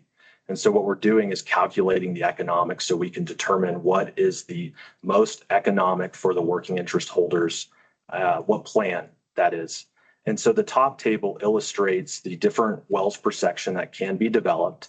And you'll see that the unit oil EUR is the same as the previous table, and this remains unchanged. And you can see that we also have listed the unit CapEx. So effectively, how much gross capital did we have to spend to develop that productivity? We also have a column called unit BFIT PVI 10. That's listed to the right on the right side of the column. BFIT means before federal income tax. And so what we're saying here is we're showing you a number that has the revenue and all of the costs that the working interest holders will observe. So this is including everything that they will see. And so it allows us to actually make an informed decision of what they will observe monetarily. The PV10 aspect of that is simply saying that we're calculating the present value of that. So we're discounting all those cash flows that occur every month on a 10% discount rate. The far right column is the incremental PV10. So effectively what it's showing is on a unit basis, as you add an additional well, how much more money or less money did working interest holders get? And what you can see is if you go from 4 to 5 wells per section, you would spend an additional $10 million roughly, but you would only add $400,000 of PV10 value. When you go from 5 to 6, you can see that incremental number is roughly $3 million loss. So what that's indicating is those reserves, to try to capture that, is actually costing working interest holders money. And that, again, the BFIT takes into account all the costs that the working interest holder will observe. And so when we look at the well spacings 4 through 8, really any well spacing 6, 7, and 8 all deliver negative economic returns for the working interest holder. These economics are shown on a flat 65 oil price, and the bottom of the slide outlines the economic assumptions utilized to derive these numbers. The table on the bottom illustrates the direct comparison of Coterra's proposed plan versus PR's proposed plan. And so what we're outlining here is Coterra's proposing 4 wells per section. So we're just looking at a 1280 unit, and PR's 8 wells per section plan. And so while Permian Resources plan does recover additional hydrocarbons, it's costing working interest holders almost $10 million with a flat 65 oil price assumption. So there's no return. It's a loss of money. Additionally, I'd like to point out the capital efficiency. So this is very important to look at too, is for every dollar of capital we spend, how much oil reserves did we get? And so we have a column in the middle of the table called oil per capex. And so what that's showing is what's the reserve of oil reserves divided by the $1,000 of capex spent. And you can see that Coterra's plan is providing substantially more barrels on per dollar of capex spent than PR's plan.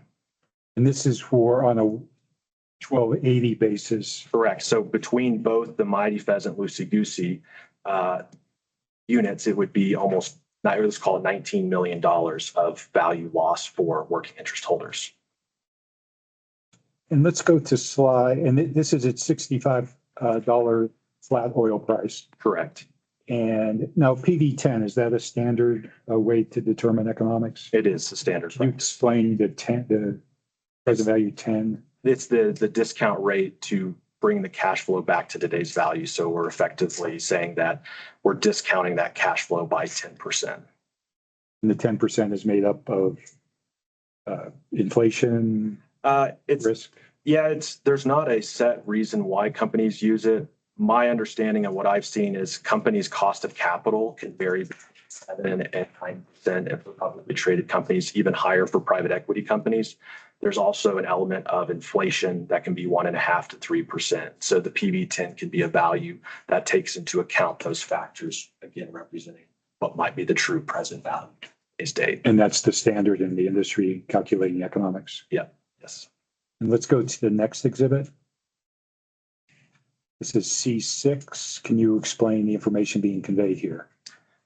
Yes. So we not only wanted to look at the $65 oil price file, but we wanted to also test the spacing configurations for higher oil price file to make sure that we're choosing the optimal plan or the scenario that oil prices increase. And so what we're showing here is a flat 75 oil price, so $10 more per barrel. And we're showing the comparison table between Coterra's plan and PR's plan. And so what we can see on the far right table, this is the same structure that we saw on the previous slide. We have a unit BFIT PV10 and an incremental PV10. And so even if oil prices go to $60 or $75, Coterra's plan would still be roughly $3 million better than PR's plan. So effectively netting $5 to $6 million more for the working interest holders at the higher oil price. And your reference to $5 to $6 million is based upon this is a 1280. That's correct. That number comes from combining both the Mighty Pheasant units. Let's go to exhibit C7. And can you explain this slide?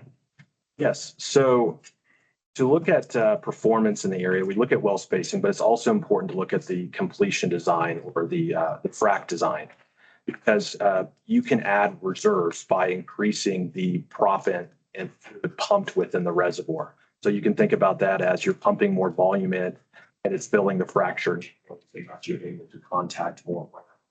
So the plot on the bottom shows total fluid EUR per lateral foot versus the proppant intensity. And by that, I mean just how much proppant was pumped per lateral foot. And so the wells in here are grouped by their proppant intensities. And you can see that we get a really strong correlation, and we get an R squared of 0.84, which effectively means that the proppant intensity does a good job of explaining the increase in fluid, total fluid. And when we look at this model, we see that it looks like a very good linear trend. And this is important to establish for really one reason as well. Coterra is developing 4 wells per section. We plan on pumping 2,600 pounds of proppant per foot. And so we would estimate that our plan versus a plan that would only pump 2,000 pounds of proppant could net potentially an additional 14% of total fluid. Now, I say total fluid, but it's important to remember that total fluid and oil recoveries are linked together. So within a reservoir, the water cut is the same. It's not going to change from today versus 5-year versus 10-year. When I say water cut, what I mean is the total fluid accounts for water and oil together. And the water cut simply is the water EUR over the oil and water combined. And so if a given DSU has a water cut of 50%, and we say that you could pump a larger completion design and the total fluid would increase by 14%. That also means that the oil EUR would also increase to a similar point, similar percentage. And explain what EUR, what does that stand for? It stands for ultimate or estimated ultimate recovery. And the R square equals 0.841. That's a correlation. It's effectively, you're putting a regression fit on there and you're trying to determine how well did a particular variable predict a dependent variable. So in this case, proppant, how well did it predict the total fluid? And so a R squared of 1 would mean a really good fit. An R squared of 0 would mean a very poor fit. So to see an R squared this high means that generally there is a very good correlation between the data. Let's go to exhibit C8. Can you explain the information being conveyed in this exhibit? Yes. So we talked about investigating offset productivity. And so we also wanted to show other developments, some of them vintage developments, and what they've been able to produce and what they might have been able to produce if they had larger completions pumped. The map on the right shows the Wolfbone wells or Wolfbone equivalent wells. And the callouts are to projects that are listed on the table. And so the table simply shows how many wells were drilled in the section and what the average proppant was pumped in there. The next set of columns shows the total fluid and oil 10K EURs. And we're looking at this on a 10K basis because we want to be able to compare projects. Some of them are 1 mile, some of them are 2 mile. And so we're assuming a simple 1-to-1 uplift. So for example, if a 5,000 foot lateral or 1 mile lateral had a 50 MBO oil EUR, if we looked at it on a 10K basis, we're saying that it's roughly 100 MBO, so 2x from a 1 mile to a 2 mile development.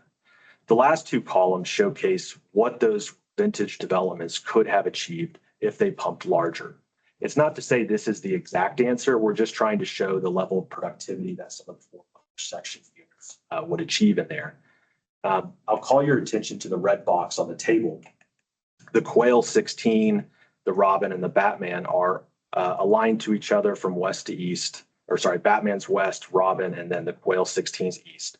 And you can see that even before we frac normalize that the Quail 16, despite having 4 wells drilled in it, was able to achieve almost as good of results as the Robin. And if we were to frac normalize that up, we can see that the 4 well per section of the Quail is outperforming the Robin, and the 5 well per section is outperforming the Batman's 5 well section plan is outperforming Robin. So there are variations between these units, but again, we're just looking at those directional trends, making sure that our models outputting something that's reasonable, and looking at what the other 4 well per section results have been able to achieve in the area. Is there anything else on this slide? And let's go to C9. Explain the information being conveyed. Next 3 slides deal with the black and tan development, which you have marked on the map there. Can you, for this first black and tan exhibit, can you describe this information? Yes, so as you noted, the map on the top right of the exhibit shows where the Black and Tan is located relative to the Mighty Pheasant Loosey Goosey development. The Black and Tan was a 1 mile project where they initially drilled 6 Third Bone Spring wells, and those wells were producing for about a year and a half. And then the operator decided to drill some Upper Wolfcamp wells beneath the existing Third Bone Spring wells. And what we can observe just objectively is that the Third Bone Spring laterals are significantly better performing than the Wolf Bone laterals. In fact, if you looked at the table that's on the exhibit, you can see that prior to the Wolfcamp coming online, the unit was estimated to recover just under 2.4 million barrels of oil. After the additional Wolfcamp wells were drilled, that unit recovery was estimated at right at 2.5 million. So the additional 5 Wolfcamp wells only netted 136 MBO oil EUR, 136,000 barrels of oil. And if we can go to the next slide, another Black and Tan slide, can you talk about this slide?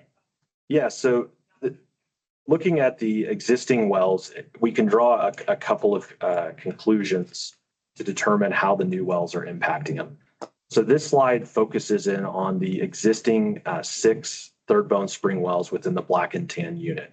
And what we're looking at is how did the results compare before and after the Upper Wolfcamp wells. The plot on the bottom, it only shows, again, the 6 Third Bone Spring Wolfcamp wells.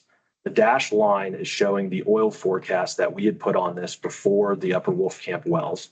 And you can see we get a reasonable fit. There are a couple of months of operational downtime, but the rates return back to the forecast.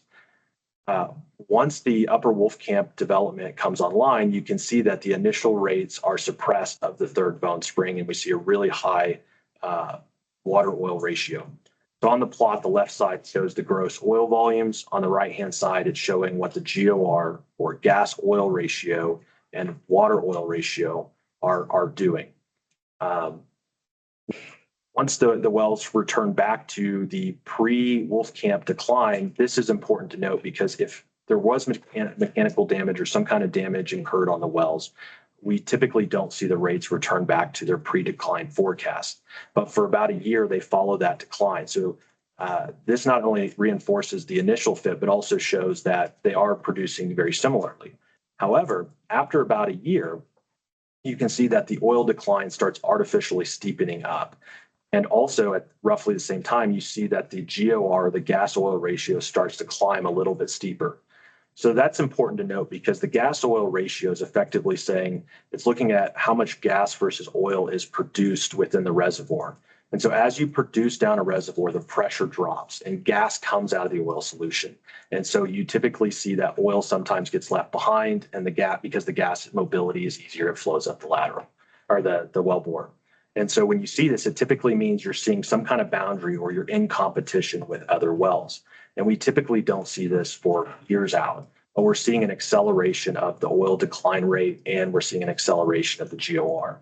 So this is telling us that these wells are directly competing for a common source of supply with the Upper Wolfcamp wells. So in other words, does this indicate a sharing of reserves? It does.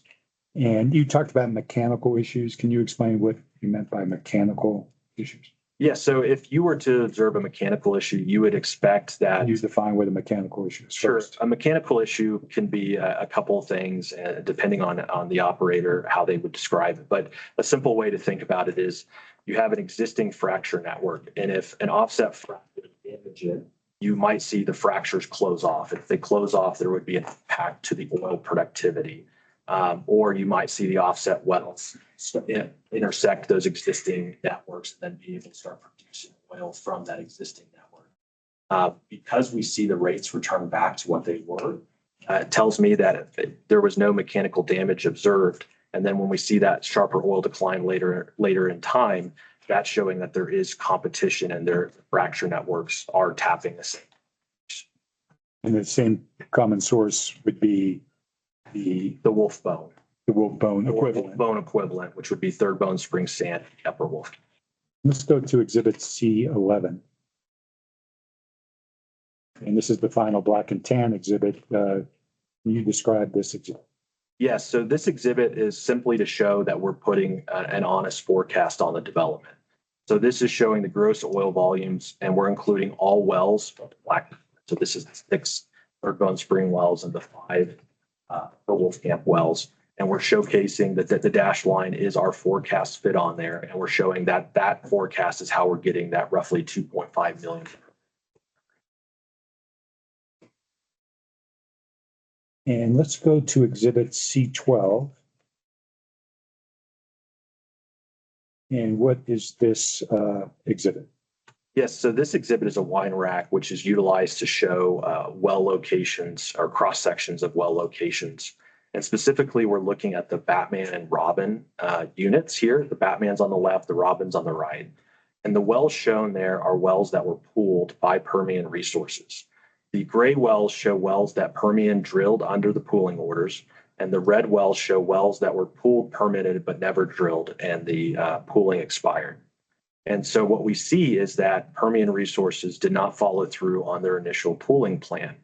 And this is concern for me because as a reservoir engineer, if I'm trying to model a development and understand how many reserves are coming, what's the economics, I need to have confidence that an operator is going to follow through on what they say. And so in this case, it looks like that Permian Resources at the time of the poolings did not actually drill the wells before the orders expired.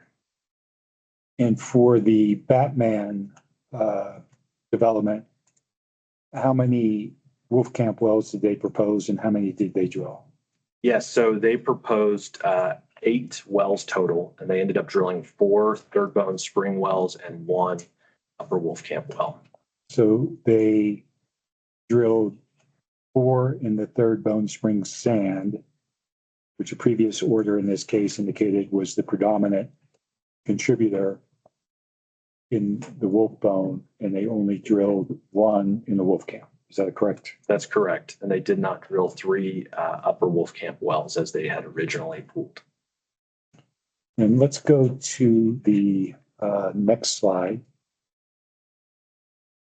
Now, there is Mr. Rankin asked a question about this slide to Ms. Fry. Do you recall that questioning? I do. This slide was intended to represent what Coterra had filed in 2024. And when I say this slide, there's a screenshot of a slide at the bottom of our exhibit slide.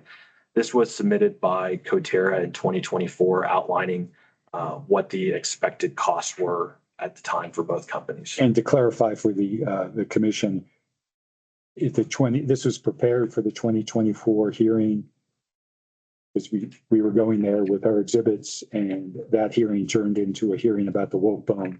So this was never submitted to the OCD, but this is a screenshot of the capital plans, and so there's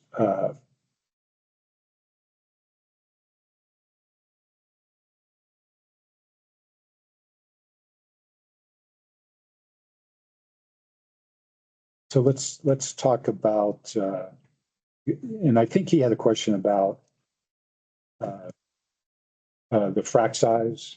I do explain that. Yes, so on the screenshot of the exhibit on the bottom, it states that Coterra plans to pump 2,600 pounds. That plan is still existing today. In fact, we showed a correlation showing how additional proppant led to additional recoveries. We showed how increasing that proppant by 500 pounds could increase total fluid reserves, and thus oil reserves, by roughly 14% in a given unit. And so Coterra is still of the belief that the proppant design and volumes pumped can impact the oil recoveries. Let's go to slide C14. What does this slide depict? This slide depicts Coterra's updated cost as of September 2025. And so the table on the left-hand side shows Coterra's cost relative to the wells in each horizon. So the green section within the table highlights the First Bone Spring wells and the development plan. So 4 First Bone Spring wells and the associated costs. In the light red or peach color, we have what Coterra plans for the Second Bone Spring wells. So this is 7 Second Bone Spring wells divided between the upper Second Bone Spring and the lower Second Bone Spring. And the blue is the Wolf Bone wells, which Coterra is proposing 4. Now, this is on a 1280 basis. So this is just the cost for the Mighty Pheasant Loosey Goosey, and that's roughly $142 million of cost. For both Mighty Pheasant and Loosey Goosey, that would be about $282 million of total capital. So this slide is simply showing what Coterra's updated costs are. And this is, how much less is it than what was shown on the 2024 cost? It was roughly 5%. I don't have the exact figures in front of me, but it's roughly around a 5% cost decrease year over year. And have you looked at Permian Resources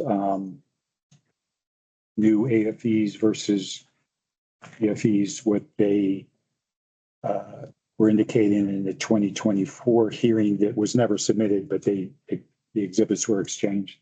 Yes, I did. And from the data they submitted on the wells in 24, which specifically speaking were the Harkey wells and the Wolfcamp wells, it looks like there was a rough 16% decrease in cost. Is that a large decrease in cost? That would be a large decrease in cost and larger than Permian Resources has issued in a public statement in May of 2025. And what did they say in the public statement? In the public statement, they said that from 2024 to 2025, that they saw costs go down by 8%. It would be not too dissimilar from Coterra's. 16% would call into question what changed. We're not saying that the costs aren't valid, but did the frac design change? What elements changed in those costs? Permian Resources did color to what's driving the cost change. And can we go to the next exhibit? In C15, this is your last exhibit. Can you explain what this is? This is just a well list of Wolfbone or Wolfbone equivalent wells that were utilized or referenced to in the analysis in the exhibits. Now, Mr. Weinkoff, is the statement that was the narrative that was submitted with your exhibits and all your exhibits, were they prepared under your direct supervision? They were. Were they based upon your knowledge, your calculations, or from people under your supervision? Yes, and my understanding as well. And also company records? Yes. And obviously, some of this information that's on C15. There would be some wells with proprietary information. And are your exhibits and statements accurate and correct to the best of your knowledge? To the best of my knowledge. I would move to introduce into evidence Coterra exhibits C1 through C15, including the amended C4 evidence. Any objection? No objection. Without objections? And I tender the witness for cross-examination. Your witness, Ms. Rankin? Thank you very much, Chair Chang. Darren, if you would, Mr. Zimsky or Darren, if you wouldn't mind. Yes. Sharing some. Yeah, thank you. Screen, yeah.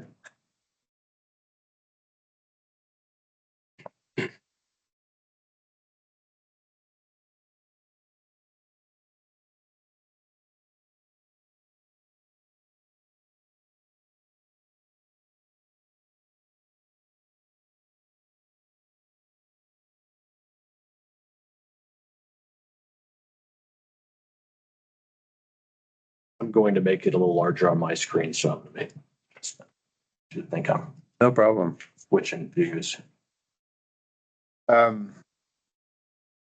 Addressing your exhibit C5 through C6, your economic analysis. I just want to be clear that this analysis was utilizing Permian Resources 2024 estimated costs, correct? No, the analysis in here, at the time we submitted exhibits, we had not been given Permian Resources 2025 costs. So these costs, as stated at the bottom of the slide, assume Coterra's capital. Okay, so let me just rephrase, make sure you understood my question. My question was, these costs are based off of Permian Resources 2024 costs that you guys got last year? No, these are based on Coterra's 2025 costs and what it would cost us to develop each of these well spacing configurations. So you did this economic analysis not using Permian Resources costs, even the ones they presented in 2024? No, because in 24, as I stated, they didn't provide updated costs for in the entire Wolfbone. We were only able to find the Wolfcamp wells. We were able to find the Third Bone sand wells that were exchanged.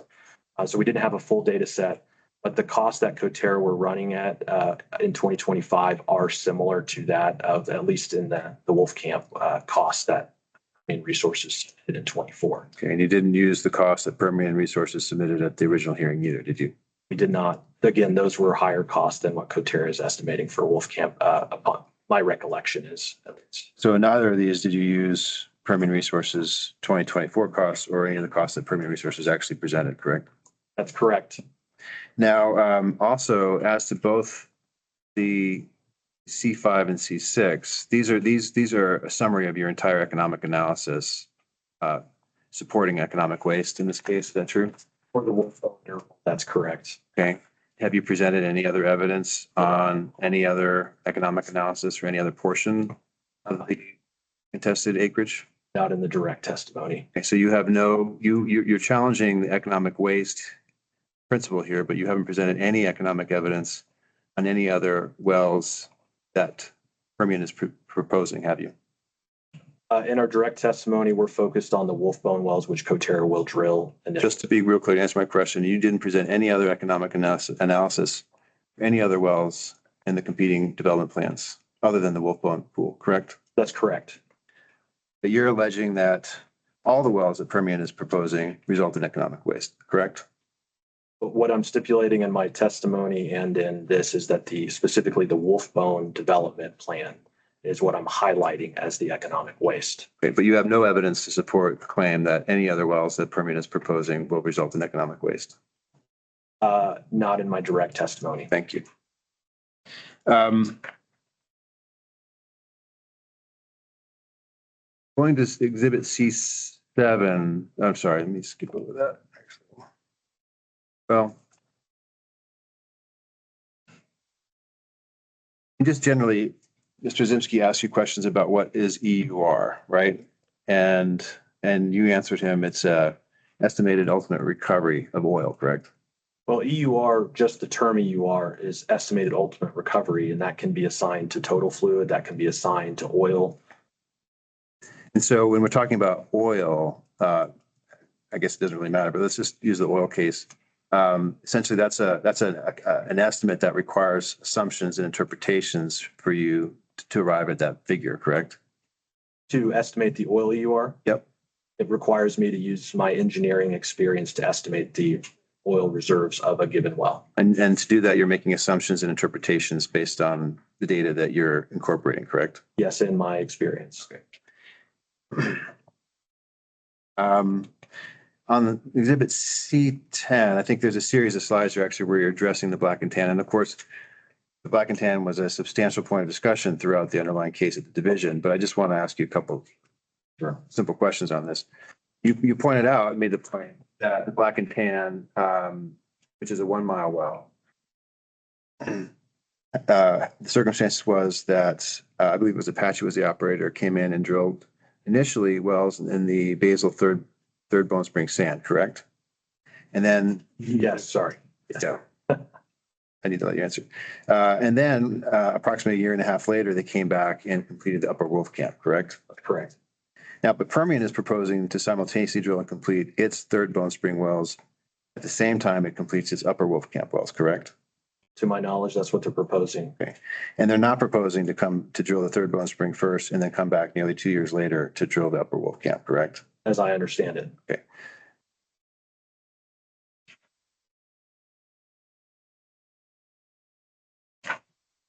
On exhibit C13, I think Mr. Zimsky made the point that this insert snapshot of this slide that was submitted to the division but retracted or never actually made part of the record was actually never made part of the record, correct? I don't know what the correct terminology is, but I knew information was exchanged and this was one of the elements exchanged. It sounded to me a little bit like Mr. Zimsky was hedging on whether or not Coterra is going to stand by the statements that were made here because it wasn't actually submitted to the division. Do you, Objection to characterization of my hedging. let me ask it directly then, Mr. I'll withdraw the question. Mr. Weinkoff, does Coterra stand by the statements that are made in this image that you submitted as part of this exhibit? Can you specifically read out which ones you're referring to? And Well, let me ask you, I'll ask you the whole thing. I mean, just, is there anything on that exhibit that you don't stand behind? let me look at the exhibit.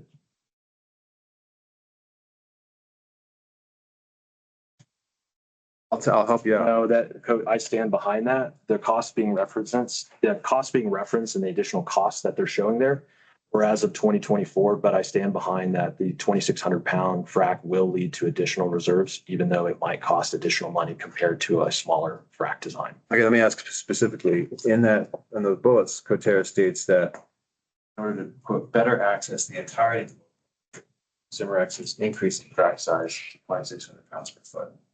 Did I read that correctly? Yes, you did. And is it the intent of Cimerex to target the entirety of the Wolfbone pool by increasing its frac size? It's Coterra's intent to target the Wolfbone pool to try to recover the most amount of reserves that are economically viable for working interest holders. That statement would apply, yes. Okay, so you agree with that statement? Yes. Okay. And the second bullet, more efficient to target the entirety of Wolfbone pool with an increased 1.7 million frac size as opposed to like double the well count. Yes. Okay. Is there a question there? You're just reading. I'm asking you if you still agree with that statement. Yes, I do. I think it's more economic to spend $7 million to increase recoveries by 14% than spending $10 million to increase recoveries by a similar percent. And just to be clear, Coterra's current plan is, and the intent is, and the belief is that you will drain and target the entirety of the Wolfbone pool with your proposed third Bone Spring wells? Yes, we feel that targeting the third Bone Springs will allow us to access the most amount of reserves from the Wolfbone pool. That would include Wolfcamp A, correct? It would include the Wolfcamp A.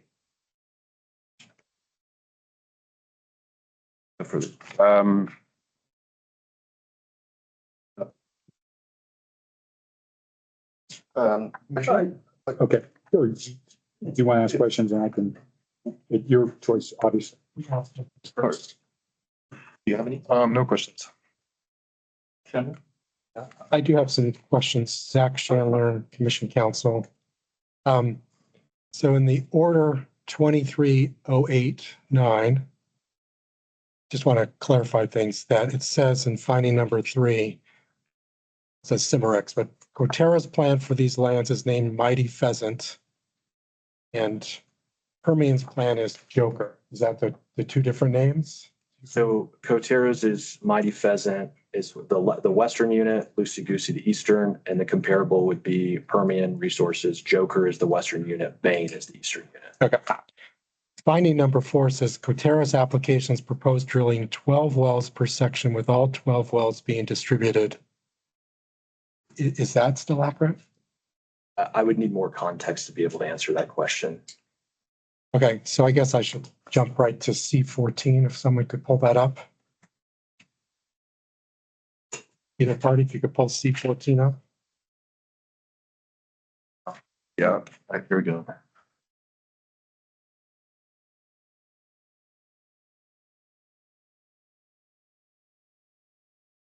You're in there? Yeah, it's you, okay.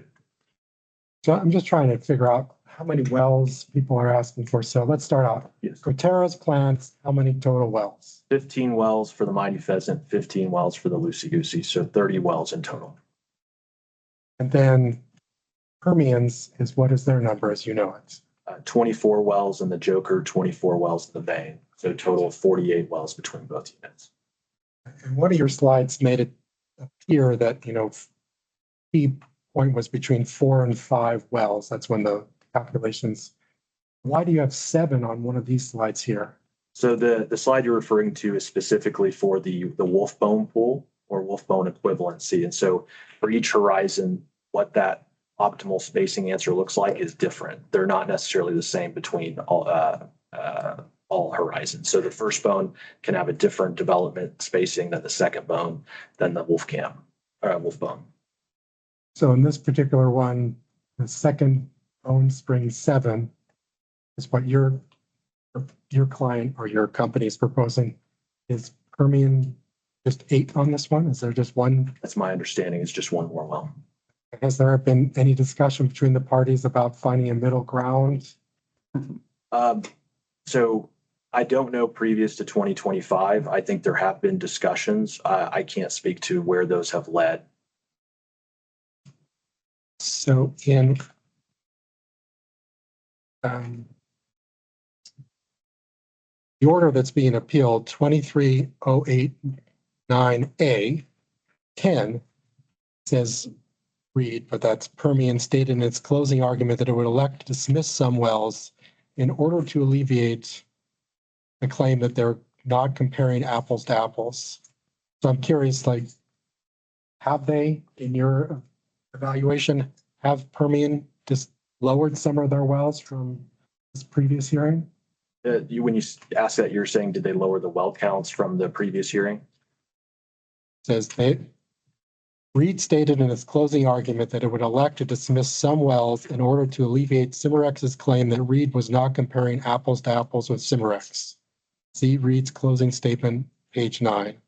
However, OCD will not be dismissing these wells and will be evaluating the applications as they were presented at the hearing. I'm asking you, from your evaluation, has there been updates to the number of wells that have been proposed by Permian? To my knowledge, they have not issued any changes to their development plan, as far as I know. Okay. Thank you very much. Director. Mr. Weinkoff, I have just a few questions. Can we look at Exhibit C5?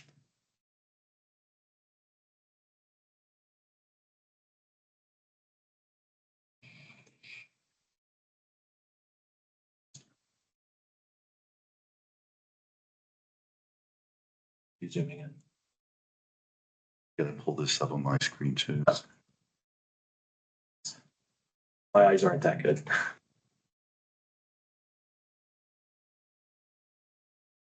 C5.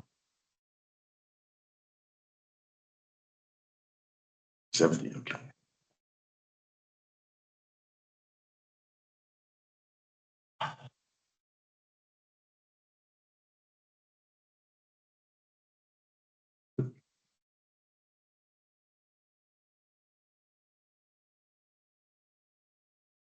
Council is pulling up that exhibit. I'll just make a quick housekeeping announcement.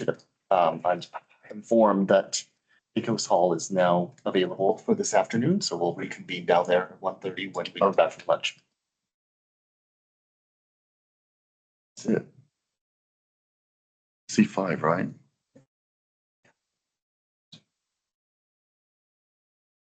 Oh, this is, We're in the wrong. I'm sorry, we're in the wrong packet.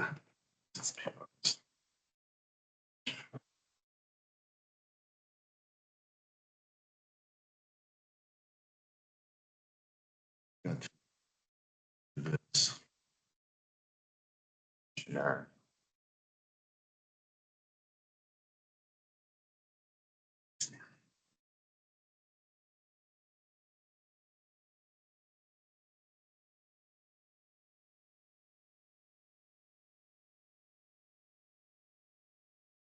And I apologize, Mr. Chair. It's all right. Here we go.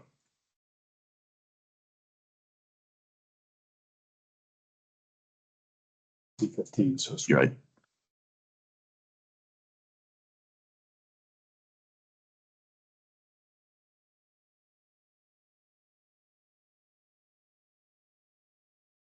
okay. Mr. Weinkoff, you see C5 in front of you? I do. And Mr. Rankin asked you some questions, and these cost or the economic analysis was based upon Coterra's CapEx and what they thought it would cost to develop the wells. It's based on Coterra's CapEx and also Coterra's frac design, the large frac design of the 2,600 pound proppant job. Okay, but if you had this, if you had designed a similar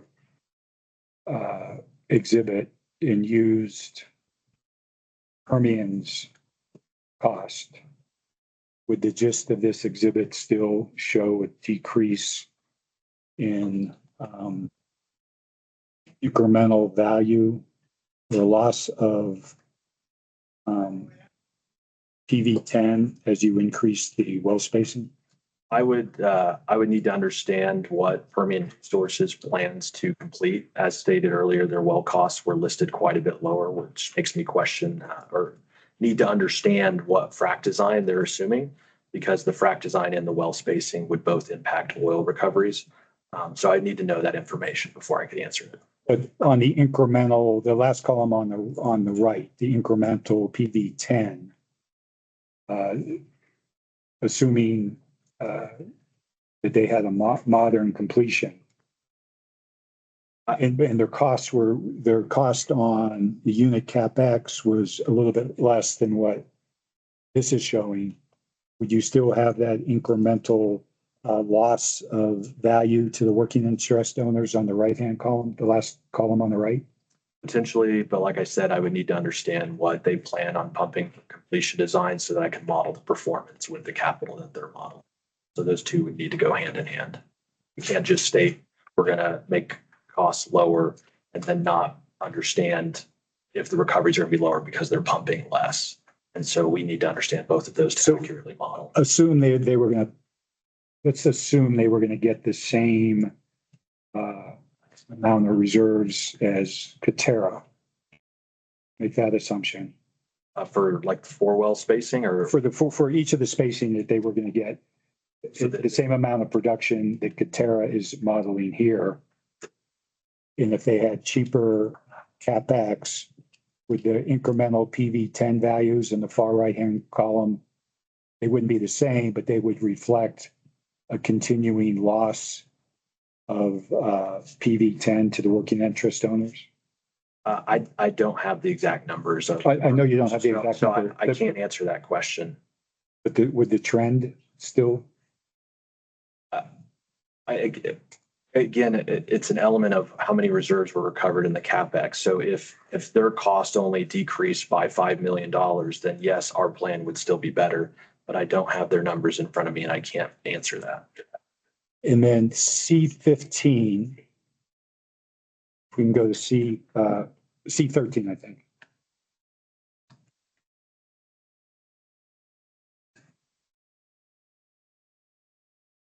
And again, Mr. Rankin, ask you a couple questions. If increasing the frac volume, you would be getting, what would you expect to increase? Would you expect a similar increase in production from the entire Wolfbone? Would you expect to get 70% if you fracked it at 2,300 versus 2,600? Would you still expect the same percentage of recovery from the third spring as the Wolfbone, as the Wolf Camp? I'm sorry, can you rephrase the question? So if you, by increasing the propellant and you're getting from the entirety of you're going to increase the production from the entirety of the Wolfbone pool. That's correct. Would you expect that increase to be proportional to what it was with a smaller frac, a slightly smaller frac? In other words, do you still expect to get 70% from the third sand? Oh, I see what you're saying. Yeah, I would estimate that we would effectively the proppant, while we don't know exactly what goes within the reservoir, a reasonable assumption would be that the proppant would go somewhat uniformly everywhere to all the fracture networks. And so if we increased, if our reserves increased by 14% because we increased our proppant design, I would expect that would be a 14% across the all Wolfbone horizons, what I would estimate. So you would be increasing across all horizons of the Wolfbone, correct?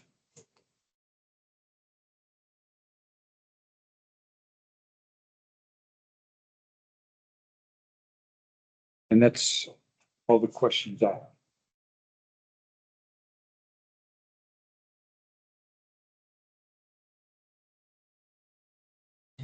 Any follow-ups, Commission? There's no objections to me dismissing the witness? Thank you very much. Step down.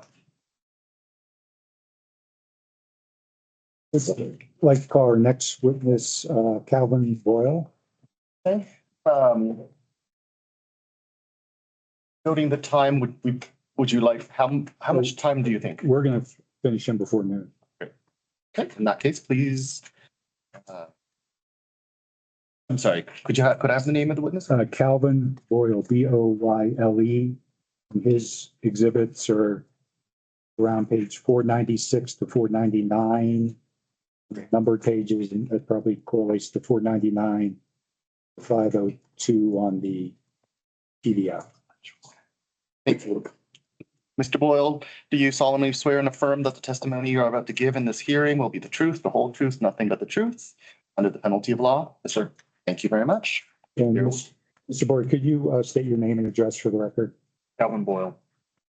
And not your address, but can you briefly describe your educational background? Yes, sir. I have my undergraduate in petroleum engineering from the University of Oklahoma, and then I have a master's of business administration from Oklahoma State University.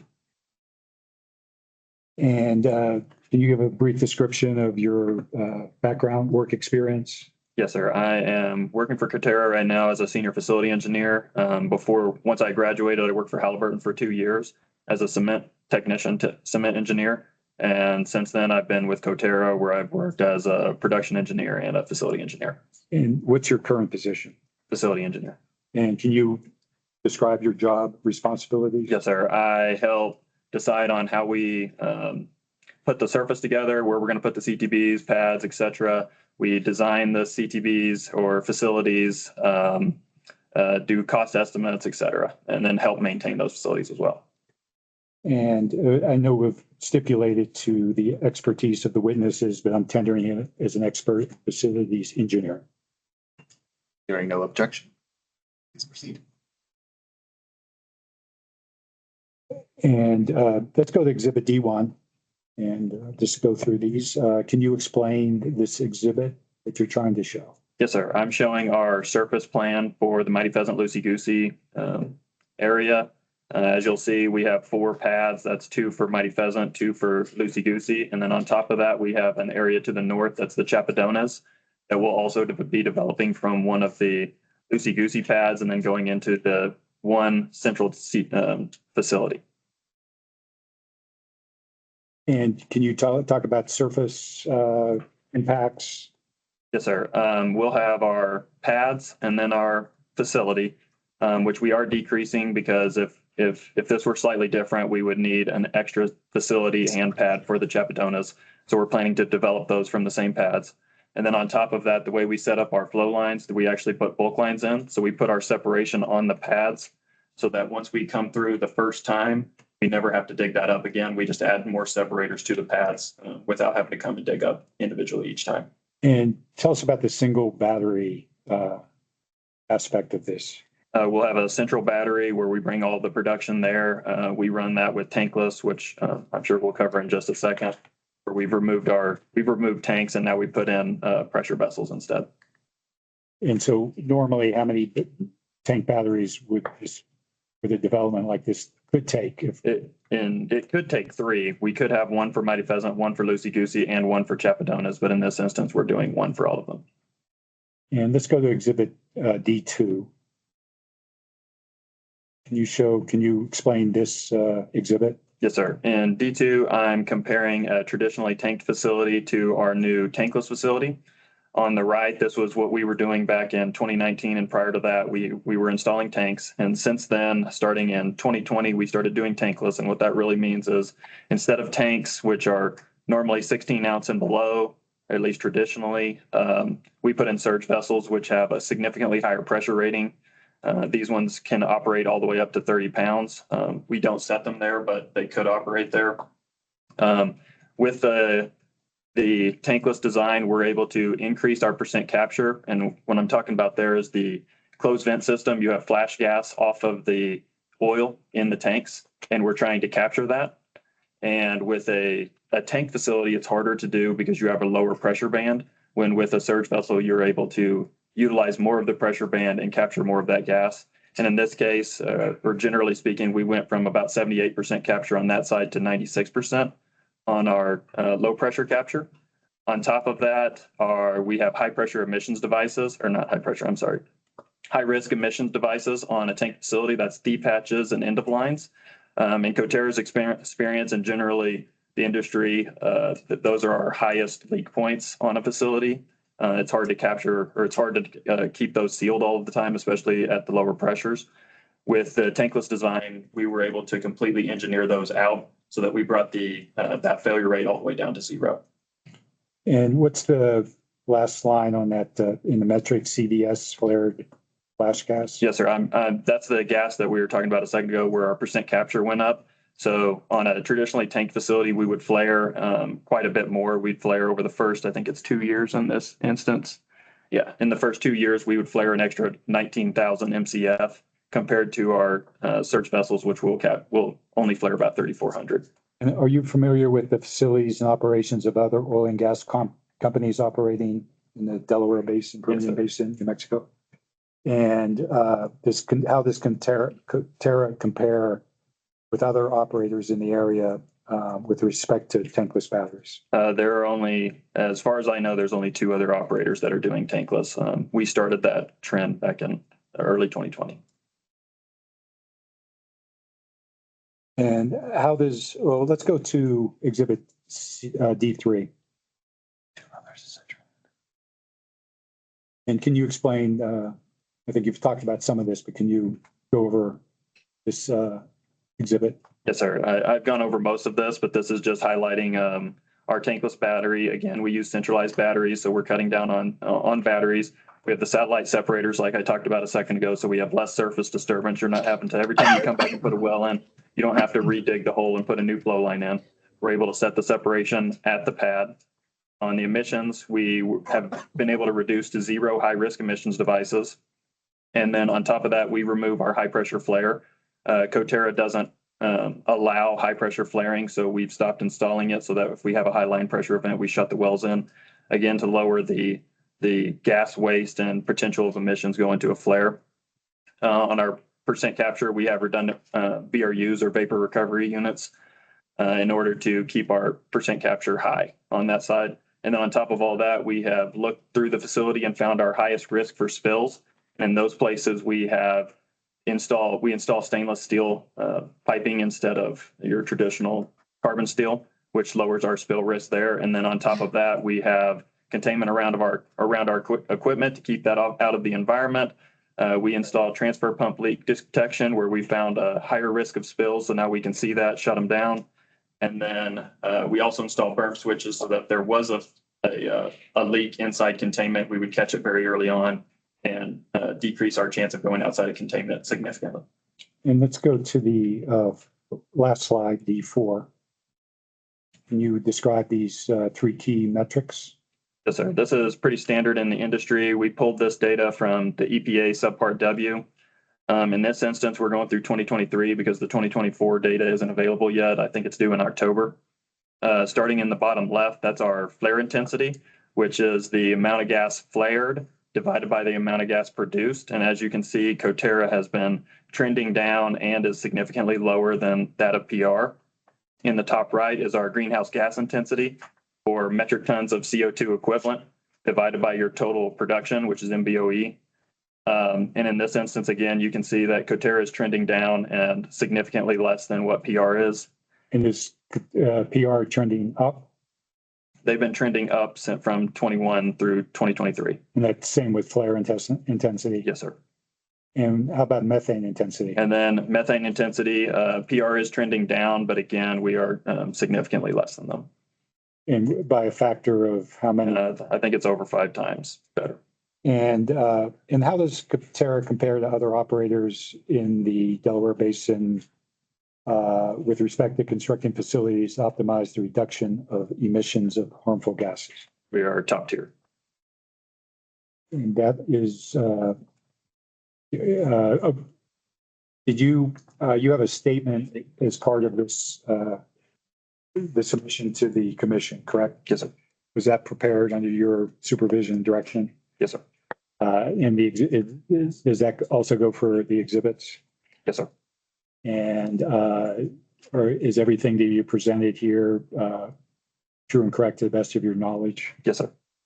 We would move for admission of the facilities engineer statement and exhibits. No objection. With that, I tender the witness.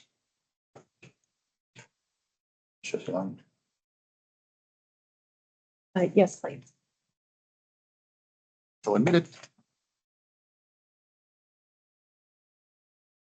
Thank you. I'm just going to pull up your exhibits real quick.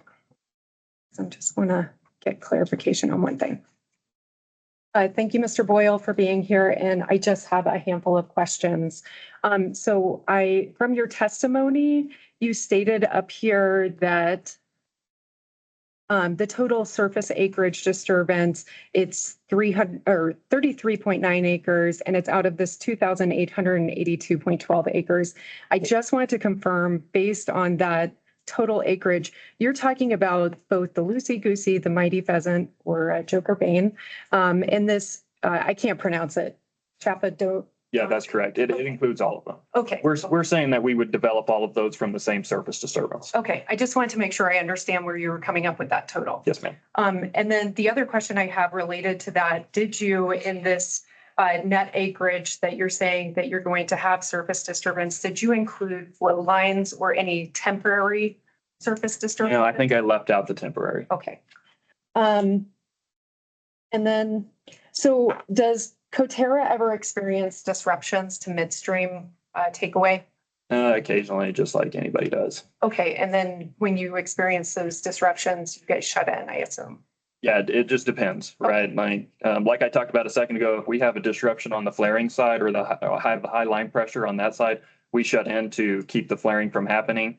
I would say that we have significantly less issues on the water and oil side. So, but you do shut it? Yes, ma'am. Well, I guess it depends. It depends on how long it takes, right? If it's 2 minutes, no. If it's I don't know. understand that, but Yeah. just to keep it us on time here before lunch, the answer is, you said, okay. And so based off of that, when you guys, you've talked about these tankless facilities. So when you do shut in, and you have produced oil and water, you have facilities that is going to? Yes, it's going into the search vessels. Okay. And are those facilities owned and operated by Coterra? Yeah, when we say tankless, we have removed, but we've put in place surge vessels. We put a pressure vessel in place of the tank. So when we say tankless, it's not that we removed the capacity to store oil and water. It's still there. It's just in a pressure vessel instead of a tank. Okay. So you do have, I mean, I'm a lay person. You have some sort of tanks of some sort. Correct. Yes, they're just pressure vessels. And what about, and again, you've talked about the tank versus tankless. Are all of Cimarex's facilities, do they have tankless? We are not all of them, no. 60% of our oil production is in tankless. Okay, those are all the questions I have. Anyone on the commission? Questions? No. Thank you.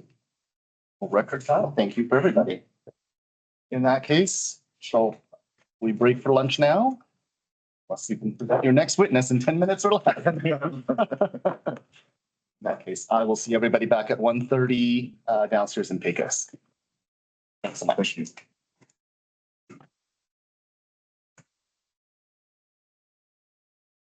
job. All that unpacking. It's more of a pain for these guys. I know, they have.